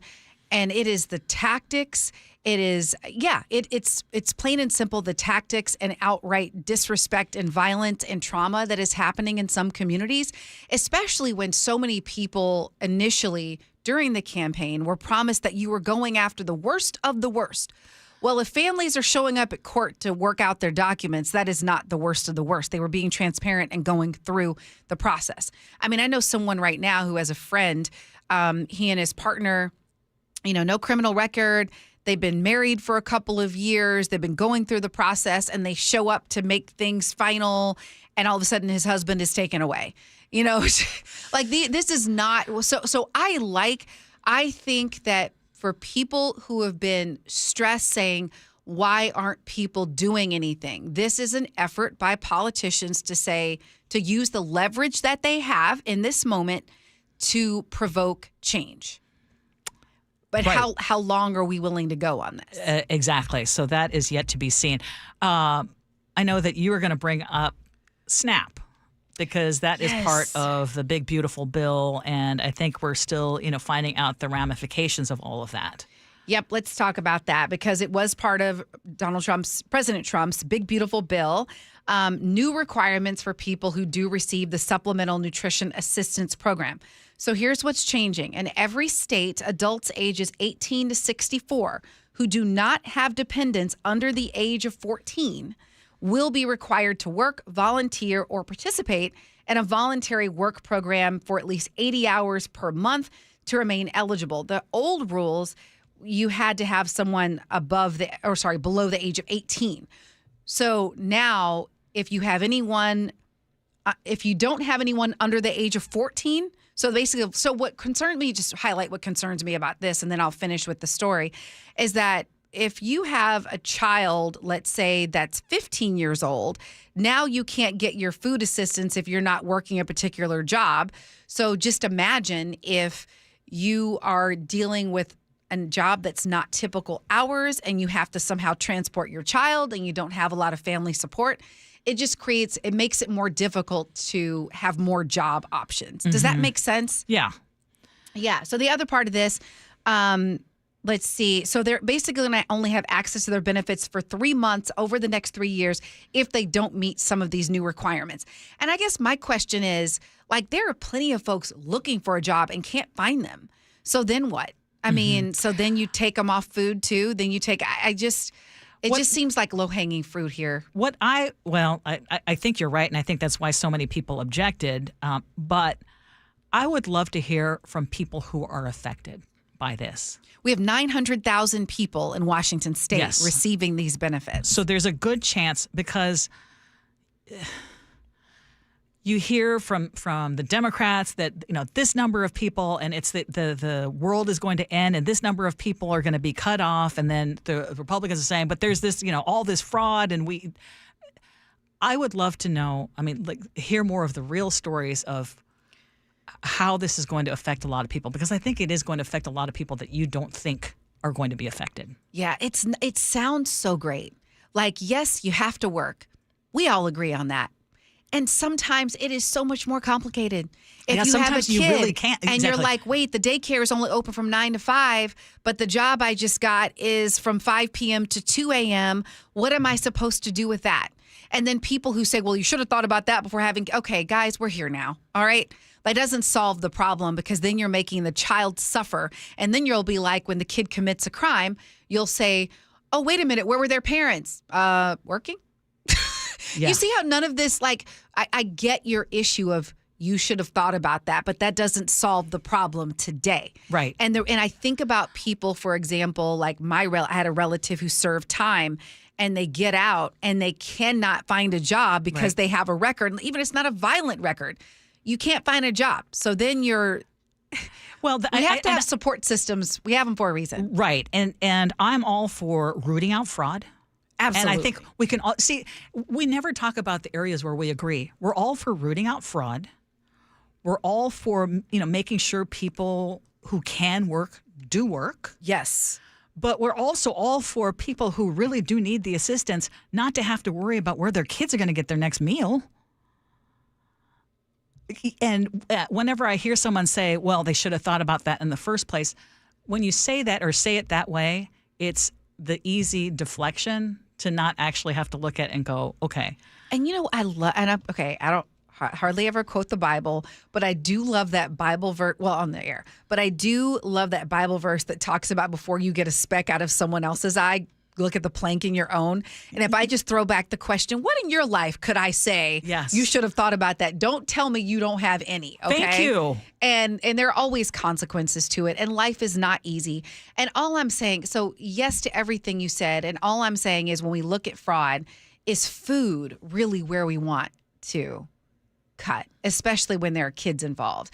And I'm sorry, that age between 15 and 18, so now you're making people choose between not getting assistance and finding a job that may not be conducive to watching a teenager. And then you're going to ask, oh my whatever goodness, happened to their parents? Make it make sense, Ursula. I know. Okay. Did you watch the Grammy Awards last night? I watched clips of it. I mean, Yes, obviously me too. social I didn't media, watch but it. then it's like the time to sit for 3 hours, Well, right? But I would exactly. love to. I need to. I enjoy watching the award shows mostly for, hearing the stories, looking for the outfits. I like the Grammys actually a lot more than Oscar awards because Me I tend too. to know the music more than I know the movies. It feels less ta-ta, as you would say. Okay. But apparently Bad Bunny stole the show. He made history. He won Album of the Year. It's the first Spanish language album to take that top prize. Now, was there any politics that went into that? He dedicated the award to people who left home to chase their dreams. And, of course, he had a lot to say about immigration. I'm going to say, eyes out. And after a long-standing ovation, Angela, he went on to say this. We're not savage, we're not animals, we're not aliens, we are humans, and we are Americans.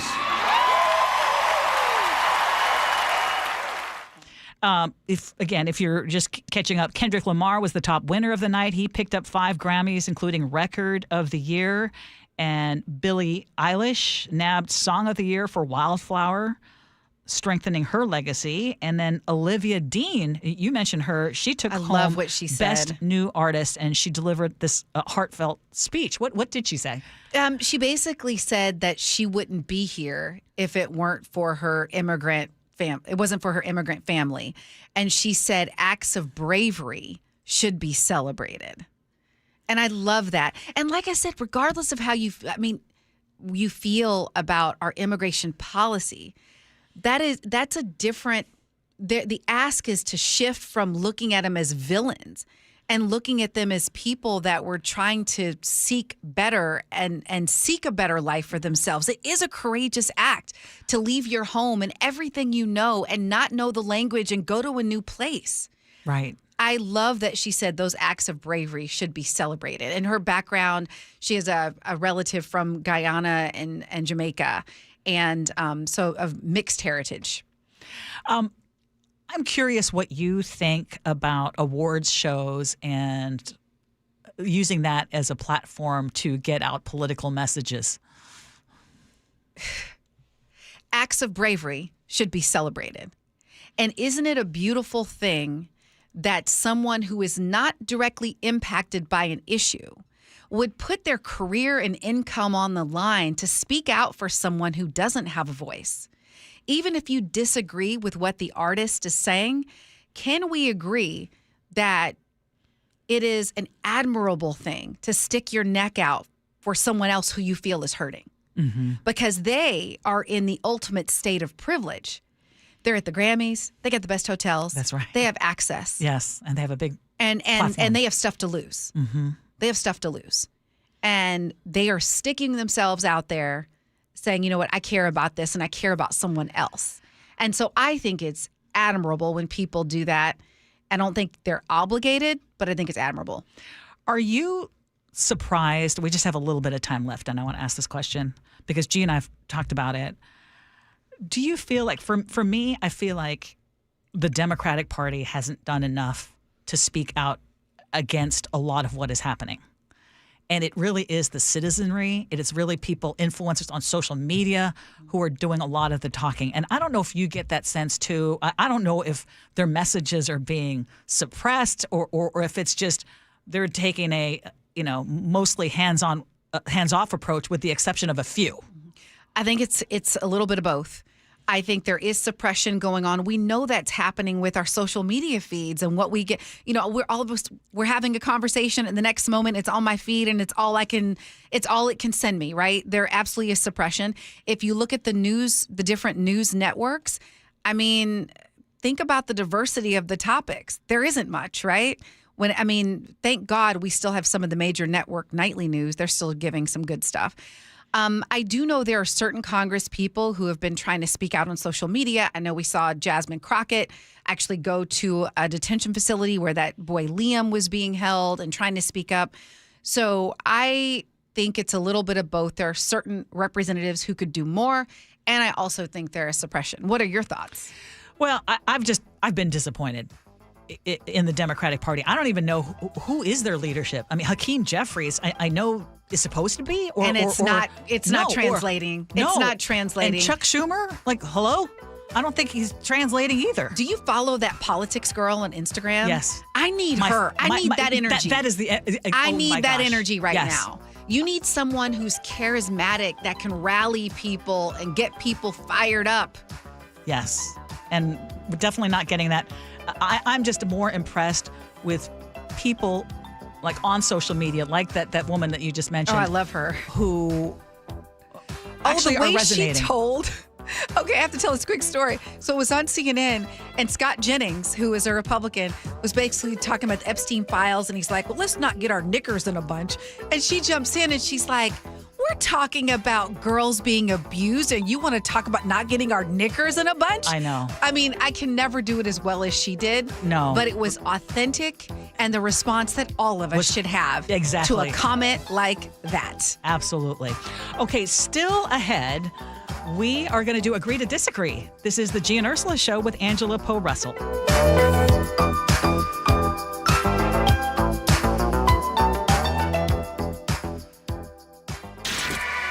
What's my voice sound? Pretty good? Better than I thought it would. The John Curley Show. I was really trying to work with my diaphragm. Weekdays 3 to 7. I was screaming as everybody else was screaming, and all of a sudden the muscles in my neck tightened up, and it shut off blood in my head. I thought I almost passed out. I was so close. What if you died? Well, I would have been paying no attention to me. Like, get up, Dad. Watch The John Curley Show live on YouTube. Progressive presents a guided meditation. Hear the birds sing, a chipmunk nibbling on an acorn. Smell the pine needles gently falling into your living room as the breeze blows through the gaping hole in your roof.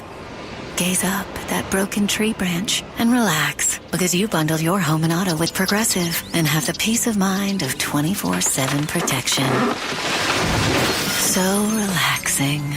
Progressive Casualty Insurance Company, affiliates, and other insurers. Not available in all states or situations. Taxes was waiting on the refund you needed yesterday.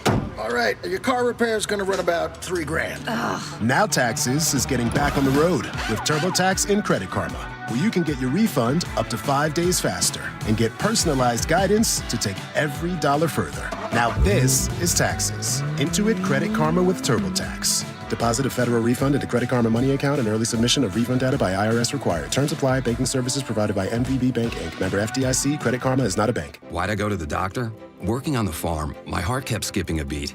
I didn't think much of it, but my daughters made me get checked out. Turns out I have atrial fibrillation, which increases the risk of stroke about 5 times. Symptoms like irregular heartbeat, heart racing, chest pain, shortness of breath, fatigue, or lightheadedness can come and go. But if it's AFib, the risk of stroke remains. If you have symptoms, contact a doctor. I'm so glad I did. Visit notimetowait.com. Sponsored by Bristol Myers Squibb and Pfizer. This year's tax changes. Better not get caught snoozing. Miss one deduction, lose thousands. Not amusing. Big tax changes can mean bigger refunds at Jackson Hewitt. And right now, get $100 just to try us. Don't worry, tax filers. If money is tight, get $100 from Jackson Hewitt, so you'll sleep better at night. Limited time offer for new clients. Participating locations only. Details at jacksonhewitt.com. Hey, how's your money situation? Are you ready for retirement? Well, if you want to know what the pros are doing to make wealth multiply, and retire like royalty? Then you need to listen to this show, Sound Path Through Retirement, with Ben Koval and Matt Leibarger. Get your money right and tune in every weekend, Saturdays at 10 a.m. and noon on KIRO Newsradio 97.3 FM. I'm Bradley Johnson with 1-800-DUI-AWAY, and I want to talk to you about football. It's exciting when Seattle fans shake the earth. You can even feel that energy on your 100-inch variable refresh QLED surround sound 7.1. At 1-800-DUI-AWAY, we know that enjoying the game often involves alcohol. And the police know it too. Have fun, be responsible on game day, and pace yourself. If you feel sacked in the fourth quarter, get a designated driver to take you to your end zone. If you get carried away with too many Bloody Marys after too many Hail Marys, call for a timeout. You get the point. Be safe. Call 1-800-DUI-AWAY or go to 1-800-DUI-AWAY.com. Watching the game in your blue and green jersey is a lot more fun than wearing an orange jumpsuit. 1-800-DUI-AWAY! I'm worried. About what? Water. Oh? Hot water, if you really want to know. Water heater worries? Worried it's wearing down. Running out? The hot doesn't last like it used to. So you're... Worried. I got a guaranteed fix. Let me guess. A new water heater. Right, but... That's what worries me. Well, worry no more. Why? What you need is an Apollo Plumbing water heater. Because? We include Wrenchy's worry-free warranty. Wrenchy's what? Worry-free warranty. Which means? When it wears out, we replace it. No extra charge. As an A-List Club member, you're covered for life. For life? For as long as you're an A-List member, you get annual life-extending water heater flushes included. So it lasts longer. Right. And when it needs replacement, you're covered. With no worries. Because it's Wrenchy's worry-free warranty. What else would you expect from the Ready Right Now plumbers? Apollo Plumbing. Home of Wrenchy's worry-free warranty. What about tankless ones? Worry-free too. Gotta love that Wrenchy. ApolloPlumbing.com. Guys, your testosterone level impacts your energy, drive, weight, hair loss, and even ED. Revive Men's Health Seattle will check your T level for free. For your free T level check, exam, and consultation, call 206-529-1111 or visit ReviveMen'sHealth.com. KIRO Newsradio 97.3 FM Northwest News. Now, the latest from KIRO Newsradio and MyNorthwest.com. Good morning, I'm Frank Lenzi. 3 days after two teenagers were shot and killed near Rainier Beach High School, Seattle Public School District welcoming its new superintendent. He says he wants things like fencing, cameras, and metal detectors. Classes are delayed until 12:30 this afternoon so students can have time to talk with counselors. Over the weekend, this woman spoke with KIRO 7 at a vigil at the spot where those teens died. It's heartbreaking, but again, I'm not surprised. You know, we're failing our kids. The shooter has not been caught.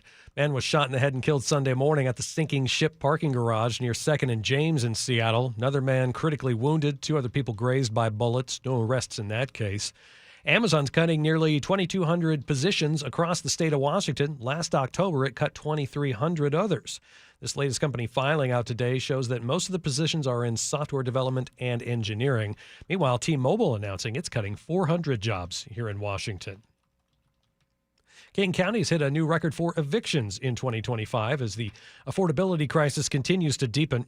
According to the Seattle Times, eviction filings rose 12%. They were at 8,732 last year. Snohomish County was up 16%. Most cases statewide were due to unpaid rent. Experts warn the actual number of people losing their homes is likely much higher since many agreements happen outside of court. On Wall Street today, at this hour, the Dow up 503 points. The NASDAQ is up 199, and the S&P is up nearly 48 points. KIRO News Radio traffic now. Here's Nate Connors. Hey, thanks, Frank. Closets by Design has this update. South 5 in the U District at Northeast 50th. Got a collision in your left lane. That's got you backed up pretty solidly into Northgate. But once you get through this, you're going to clear out right away. Right now, it's delaying your trip from Linwood to Seattle by about 5 minutes. North 5, just a minor backup approaching the Ship Canal's Revive I-5 project, where, of course, 2 left lanes are closed until June. Out in Buckley, we've got road work on State Route 410 near the White River Bridge, and we've got traffic alternating with about 1 mile backups in both directions. And looking at our passes, Blewett, Stevens, Snoqualmie, and White all have traction tires advised with oversized vehicles prohibited. Custom storage solutions for closets, garages, home offices, and more. Go to closetsbydesign.com to see current specials or call 1-800-BY-DESIGN to learn more. KIRO News Radio, real-time traffic. I'm Nate Connors.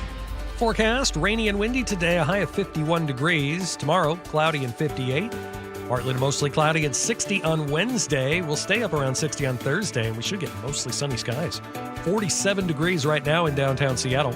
I'm Frank Lenzi, KIRO News Radio. Your best source for local news. You're listening to KIRO News Radio, Northwest News. Happy Monday, everybody. Thank you so much for joining us here on the Gee and Ursula Show. Gee is on his way to California for the Super Bowl, and Angela Poe Russell is in. Gee almost missed his flight, so he's a little bit stressed out, but I think I can see him now, kind of settling into his seat and calming down on his way, and we will be hearing all sorts of great stories from him. It's exciting. We don't get this very often. I mean, know. it's been 10 years. Right? It's been more than a decade. So this is you can't take for granted these moments. Yes. So let's bask in it.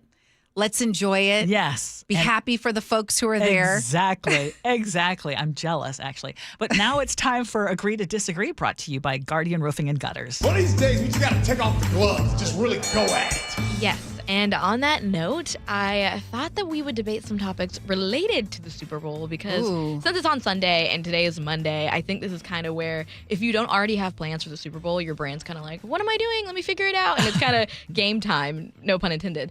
But in that note, I wanted to talk about what makes a good Super Bowl party.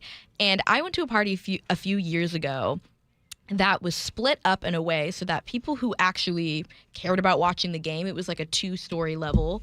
There was a TV on the bottom floor, and that was kind of everyone that was locked in. And the top floor was more for the people that were there for the snacks and the commercials. And I've seen this over and over again of people getting sometimes frustrated at people who aren't fully locked into the game versus those who are just there for a party. So do you think that is a more effective, as a really good Super Bowl party, one that really separates the partiers and the watchers? You want to start, Angela? You're the guest. While we will not be doing that at our party, I do see the logic in it and think it can be a good idea for some crowds. Absolutely. I mean, it was so funny. I love my mother-in-law and we love each other. And so I just recently after the NFC game, I wanted to hear some of the interviews. And so she was talking. I was like, Nana, you don't want to say, could you kindly? I felt so bad. But I do think, and then my husband, I drive him nuts because I'm asking all these questions during the game. And so everyone likes to experience it differently and likes to be chatty. So I do think there should be, if there's a bigger group and you don't know how everyone rolls, have a chatty group, have a locked-in group. I like that. And have them, they can mingle between when they want. It's like the quiet part of the library and the group part of the library. Yeah. In a perfect world, now, if people were watching at our house, for example, so when we had the last game, the NFC Championship game, and we had some folks, I deliberately did not invite a ton of people, only because if it got much bigger, then we would have the situation of, what if people aren't that into the game and they do want to just chit chat and would they say, hey, you guys can go downstairs and there's a TV downstairs, or would they, all just have to be gathering around whether they want to watch the game or not? Because we were really into the game, especially now that we have a team in the game, right? Yes. I mean, obviously coming up on Sunday.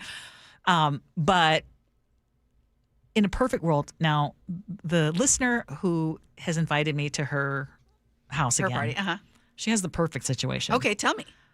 She has a place that was large enough to have, I think she had like 5 or 6 TVs going.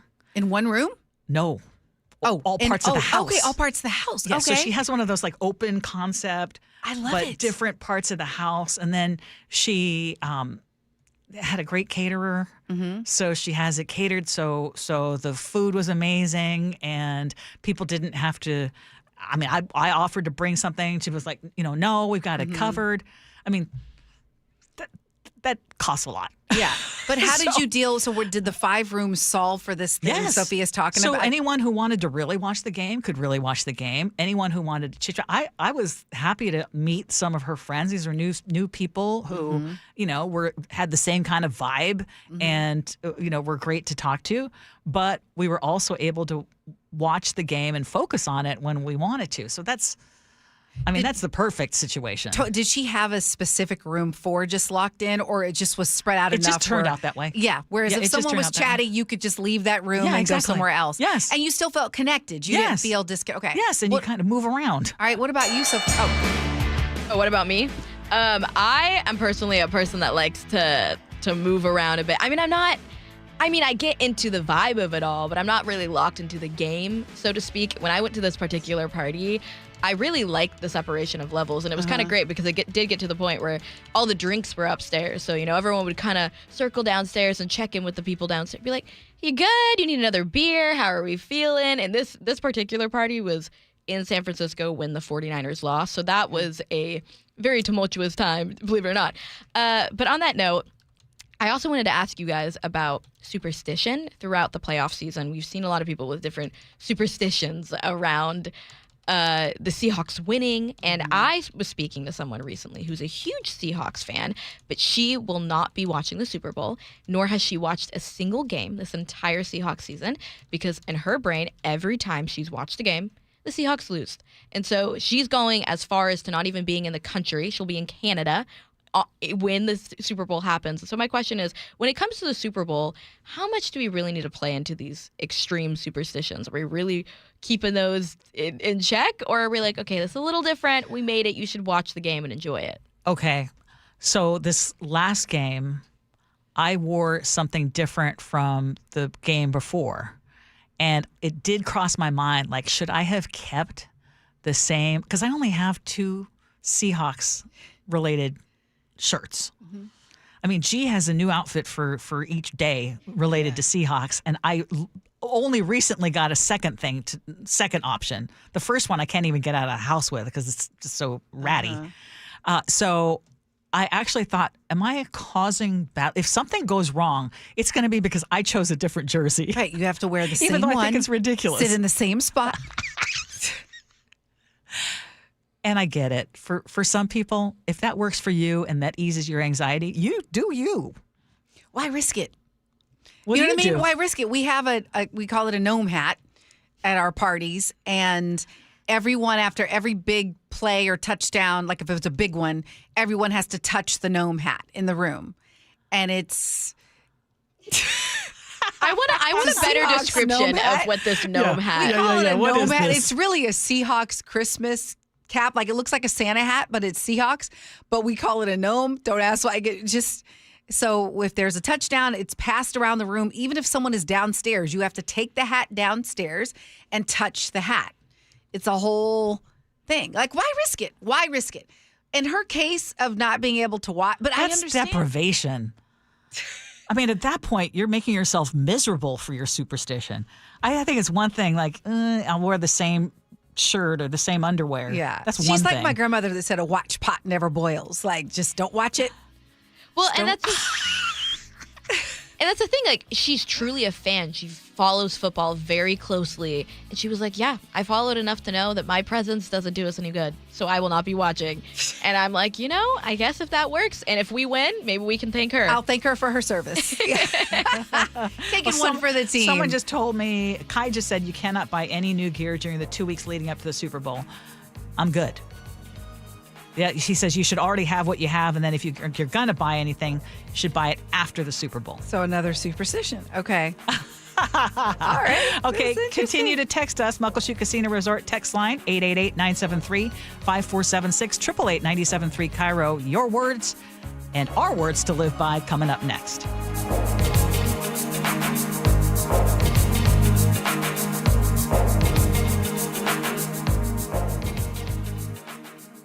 We are going to the Super Bowl.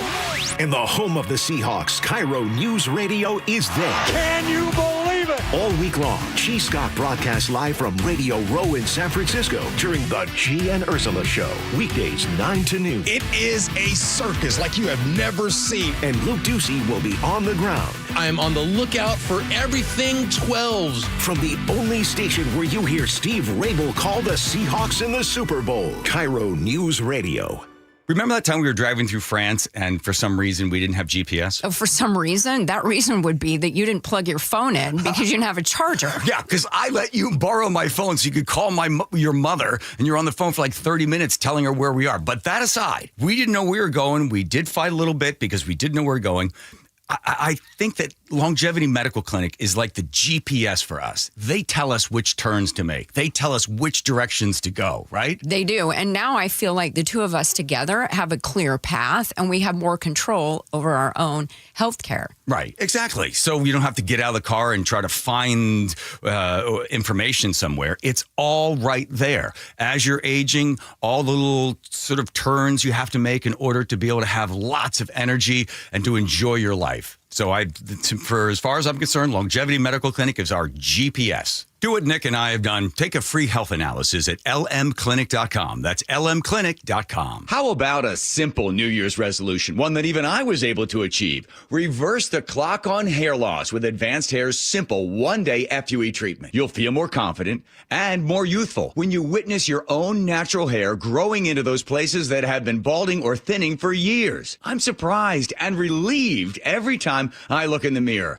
You need to know what that feels like. From Advanced Hair's breakthrough technology to their highly experienced team, there is no one I would trust more than Advanced Hair Restoration. I experienced their exceptional standard of care firsthand. Your comfort and your results are the top priority of the entire Advanced Hair team. Celebrate this new year with a fuller head of hair and get a free consultation, $250 off, and 250 free hair grafts. Call 425-449-8185. That's 425-449-8185.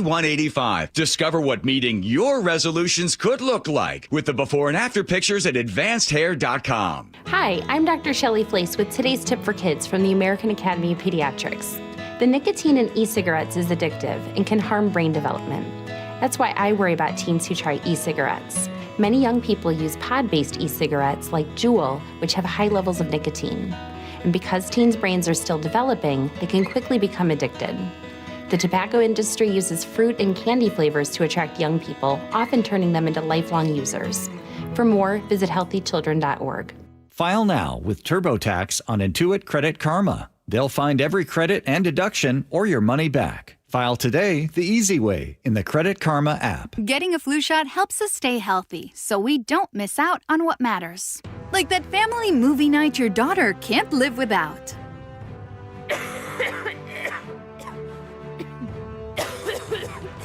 Yeah, can't do that. Every year, millions of people in the U.S. get the flu. Especially now, no one has time to miss out on moments that matter. So get your flu shot. Find out more at getmyflushot.org. Brought to you by the AMA, CDC, and the Ad Council. The stock market was on fire in 2025 due to AI and tech stocks. Now is the time to set a strategy for 2026. It's a good opportunity to lock in those gains and invest into a stable platform. With $8 trillion in cash sitting on the sidelines, investors are either scared or unsure where to go. Hi, I'm Scott Rurecka, CEO of Legacy Group Capital in Bellevue. Legacy Group Capital develops local real estate, lends money, and shares the profits with our investors. Diversify with Legacy Group Capital. Invest into our Northwest Fund, which is currently delivering 9% on a fixed rate term. It's our flagship fund for 19 years with zero investor losses. And yes, we do accept IRAs. Find out why 1,300 local investors have invested over $350 million. Legacy Group Capital at legacyg.com. This is not investment advice. Investments available to accredited investors only. Details at legacyg.com. Chris Domine is a husband and a father. Chris is an athlete. Chris is even an Ironman. But 10 years ago, Chris was facing a very different story because his kidneys were failing. Basically, the doctor said, if you don't get a kidney transplant and if you don't do dialysis, you are going to die. Fortunately, Chris received a second chance at life, made possible by an organ donor. You know, your well-being changes from loss of hope to better times ahead. More than 100 million people in America are registered organ, eye, and tissue donors. People of every age and ethnicity, because they believe it's the right thing to do. Imagine what you can make possible by leaving behind the gift of life. Learn more and sign up as an organ, eye, and tissue donor. Go to organdonor.gov. A message from the U.S. Department of Health and Human Services, Health Resources and Services Administration. And just like that, we are wrapping up the third hour of the Gee and Ursula Show, Monday edition. Man, that went fast. It went so fast, and I had so much fun. This is wrong to have too much fun at work. All right, we were talking about the Epstein files, the new release that came out on Friday. Kevin in Black Diamond says, "Good morning. I really wish everyone on the Epstein list files would actually be held accountable for their actions. Both sides. I don't care about political affiliation. Prosecute them all. That would really help with the lack of trust in our government. Politicians and celebrities are guilty of some awful things, and they need to be in prison." Donald from North Everett, both sides of the aisle are guilty. The files will never satisfy the people, and the only ones who will suffer are the women and children who are abused. The files should have been put out when this originally started. Both sides are guilty of the delays. All right, on February feelings, Peter in Port Orchard, is there ever a time when we as a society are not tired? We're tired during the holidays, tired in the new year. Should we learn to make friends with fatigue? Peter in Port Orchard actually asks a very good question. Have you noticed that? I have actually noticed that in life, that is a word that is overused. I keep thinking that next month is going to be better. That next week is going to be better. Yes, and I'm or wondering tomorrow. at what point am I going to just say maybe you have to stop it? And I think, bingo, that's it. We are constantly connected, and always having that connectivity makes you fatigued. Like, when was the last time you fully disconnected? And I think that is why we're just so exhausted all the time. Turned up. We're Yes. turned up. Okay, what did Eileen say? Eileen says, "Every day I wake up is a great day. That is my motto every day. Enjoy life while you have your health." Oh my gosh, yes. Enjoy breathing. life while you can. Take it all day by day. Don't stress on the things you can't change. Get out and enjoy life. Eileen says, "I go camping once a month, even in the wintertime with a camper. Enjoy life. See what this wonderful state has to offer." Oh, I felt that. I did too. Eileen, thank you. I feel like I could breathe while I listened to that text. And I Thank love you. the last line. See what this wonderful state has to offer. So true. Yeah. On food delivery, Connie in Seattle says, "I don't bother with it. Going out is a social experience, even if you don't talk with anyone but the waiter. I'd rather cook at home too. I've always had these priorities. Call me old-fashioned." I'm old-fashioned too. Yes. Melinda Bellevue says, "We support our local restaurants as well as delivery. We order a meal in the restaurant and eat half of it. Then we take half home along with another meal that we ordered to go. Then we have leftovers. 3 dinners for the week for each." Okay. Layla in the 425 has 2 Gen Z sons. They do meal prep on Sundays for the week because they don't have time to cook during the week. Time management is the key. But Sophia, you were saying like you don't want to spend your Sundays meal prepping. No, I don't. And I also don't want to eat the same thing every day. My brother was telling me, he was like, "Look at my meal prep." And the video was like broccoli, chicken, rice. I'm like, so you're eating variations of broccoli, chicken, rice for 4 5 days? Oh, Yeah, no, I don't want to no. do that personally. Yeah. Curtis in Auburn says, "The grind is real right now. My parents each work 35 to 40 hours a week, Monday through Friday. Now my wife and I each have to work 50 to 60 hours a week just to pay bills and feed our kids with 0 extras." Curtis, we feel ya. Yeah, Crystal in Tacoma, Uber Eats launched when my twins were newborn. As a single mom, Uber Eats became my lifeline. There were many days I would not have eaten anything without it. See, now that makes sense That too. makes sense because I remember when I first had my baby, like people would deliver meals. I was part of a church. Yeah. But I don't know if we lost that, supporting new moms. And so I'm glad you have that because we didn't have that a long time ago. Yeah, I don't think we've lost it, but everyone's busy. Everyone's busy And we're and tired. We're busy and tired. On kids acting out, Kirk in Mount Vernon says, "My oldest grandson was acting out at school and the school would call me. So one day I went to the school and I sat in the back of the class. I got the okay through the principal. I'm sure it embarrassed him, made him nervous, and he hasn't acted out since." Kirk at Mount Vernon, you are the GOAT. Okay, I want to mention this text. We were talking about SNAP benefits and new rules and really wanted to hear other people's perspectives on what life is like. Jim in Linwood, "My mom was left alone with 5 children. She took a nursing home job on the graveyard shift. She'd come home, see us off to school, see to supper and getting us to bed, and then go back to work. Within 4 weeks, she became seriously ill. She died another week after that. I am not a fan of forced work requirements. Oh, I'm sorry, Jim. That's Yeah, there are awful. kids that are the victims of this when we don't consider them. Black Sunshine in Kitsap County says, my mom is 73. She lives on disability, Social Security, and subsidized housing and EBT. She says, I don't understand attacking food money, especially for children. Carrie and Bonnie Lake, food stamps to feed us well, but when SNAP became the rule, the dollars were no longer meant to feed kids, but to give just some dollars towards food. Those dollars would not stretch. So now we're making it even harder. Super Bowl?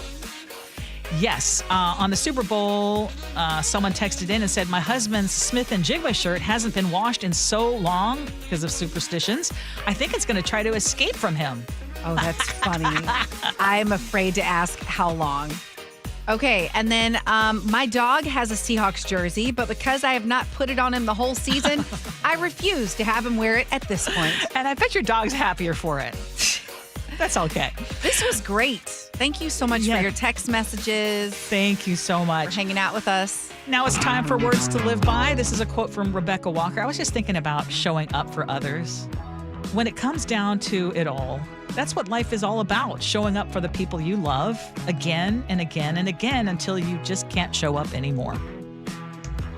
I love that. Yeah. And even more stunning when people show up for folks they don't know. But just because I care. Oh my Yes. gosh, isn't that the truth? Angela, you're awesome. Thank you so much. Thank you, I hope we have Ursula. more opportunities this week. We'll find out. Same. Yes. Yes. Thank you. Sophia, great job. Thank you. A little girl power day. Yes. Nick. Well, the number's down to 6 for days to wait until the game, as the team is now in San Jose to light their winning flame. But it's not without distractions that are thrown their way to see, with some rumors of the team to sell for an owner soon to be. But regardless of the rumor, if it's even true or not, we don't care about a thing except to take that winning spot. Let's get that trophy first, and then we can deal with this ownership hoopla later. Yeah, exactly. Thank you, Nick. Jake and Spike are coming up next. I hope you all have a fabulous day. Hope you have as much fun as we have. So long, everybody. The bubble-headed bleach blonde comes on at 5. She can tell you about the plane crash with a gleam in her eye. It's interesting when people die. Give us dirty laundry. There's only one Steve Rabel. Touchdown, Seahawks! He takes insight to another level. Shoot, the man played the game. There's an old picture, two farmers sitting on a wooden fence. Each has a sock filled with cow manure, and they're swinging at each other to see who falls off the fence first. But that's what this felt like. The only place you'll hear Steve Rabel and Dave Wyman call the Super Bowl. Sunday, kickoff at 3:30 on KIRO Newsradio 97.3 FM. This message comes from Viking, committed to exploring the world in comfort. Journey through the heart of Europe on an elegant Viking longship with thoughtful service, destination-focused dining, and cultural enrichment on board and on shore. With small ships that bring travelers closer to the destination, there's more time to explore. And every Viking voyage is all-inclusive, with no children and no casinos. Discover more at Viking.com. If society collapsed tomorrow, how long would your family last? If you run out of food, probably not very long. That's why over 3 million American families trust My Patriot Supply for preparedness. Right now, you can get their best-selling 3-month food kit for $100 off. It's 3 months worth of real, hearty meals that give you 2,000 calories a day and last up to 25 years. Go to MyPatriotSupply.com to get your 3-month kit for $100 off. The discount won't last long, so go to MyPatriotSupply.com today. That's MyPatriotSupply.com.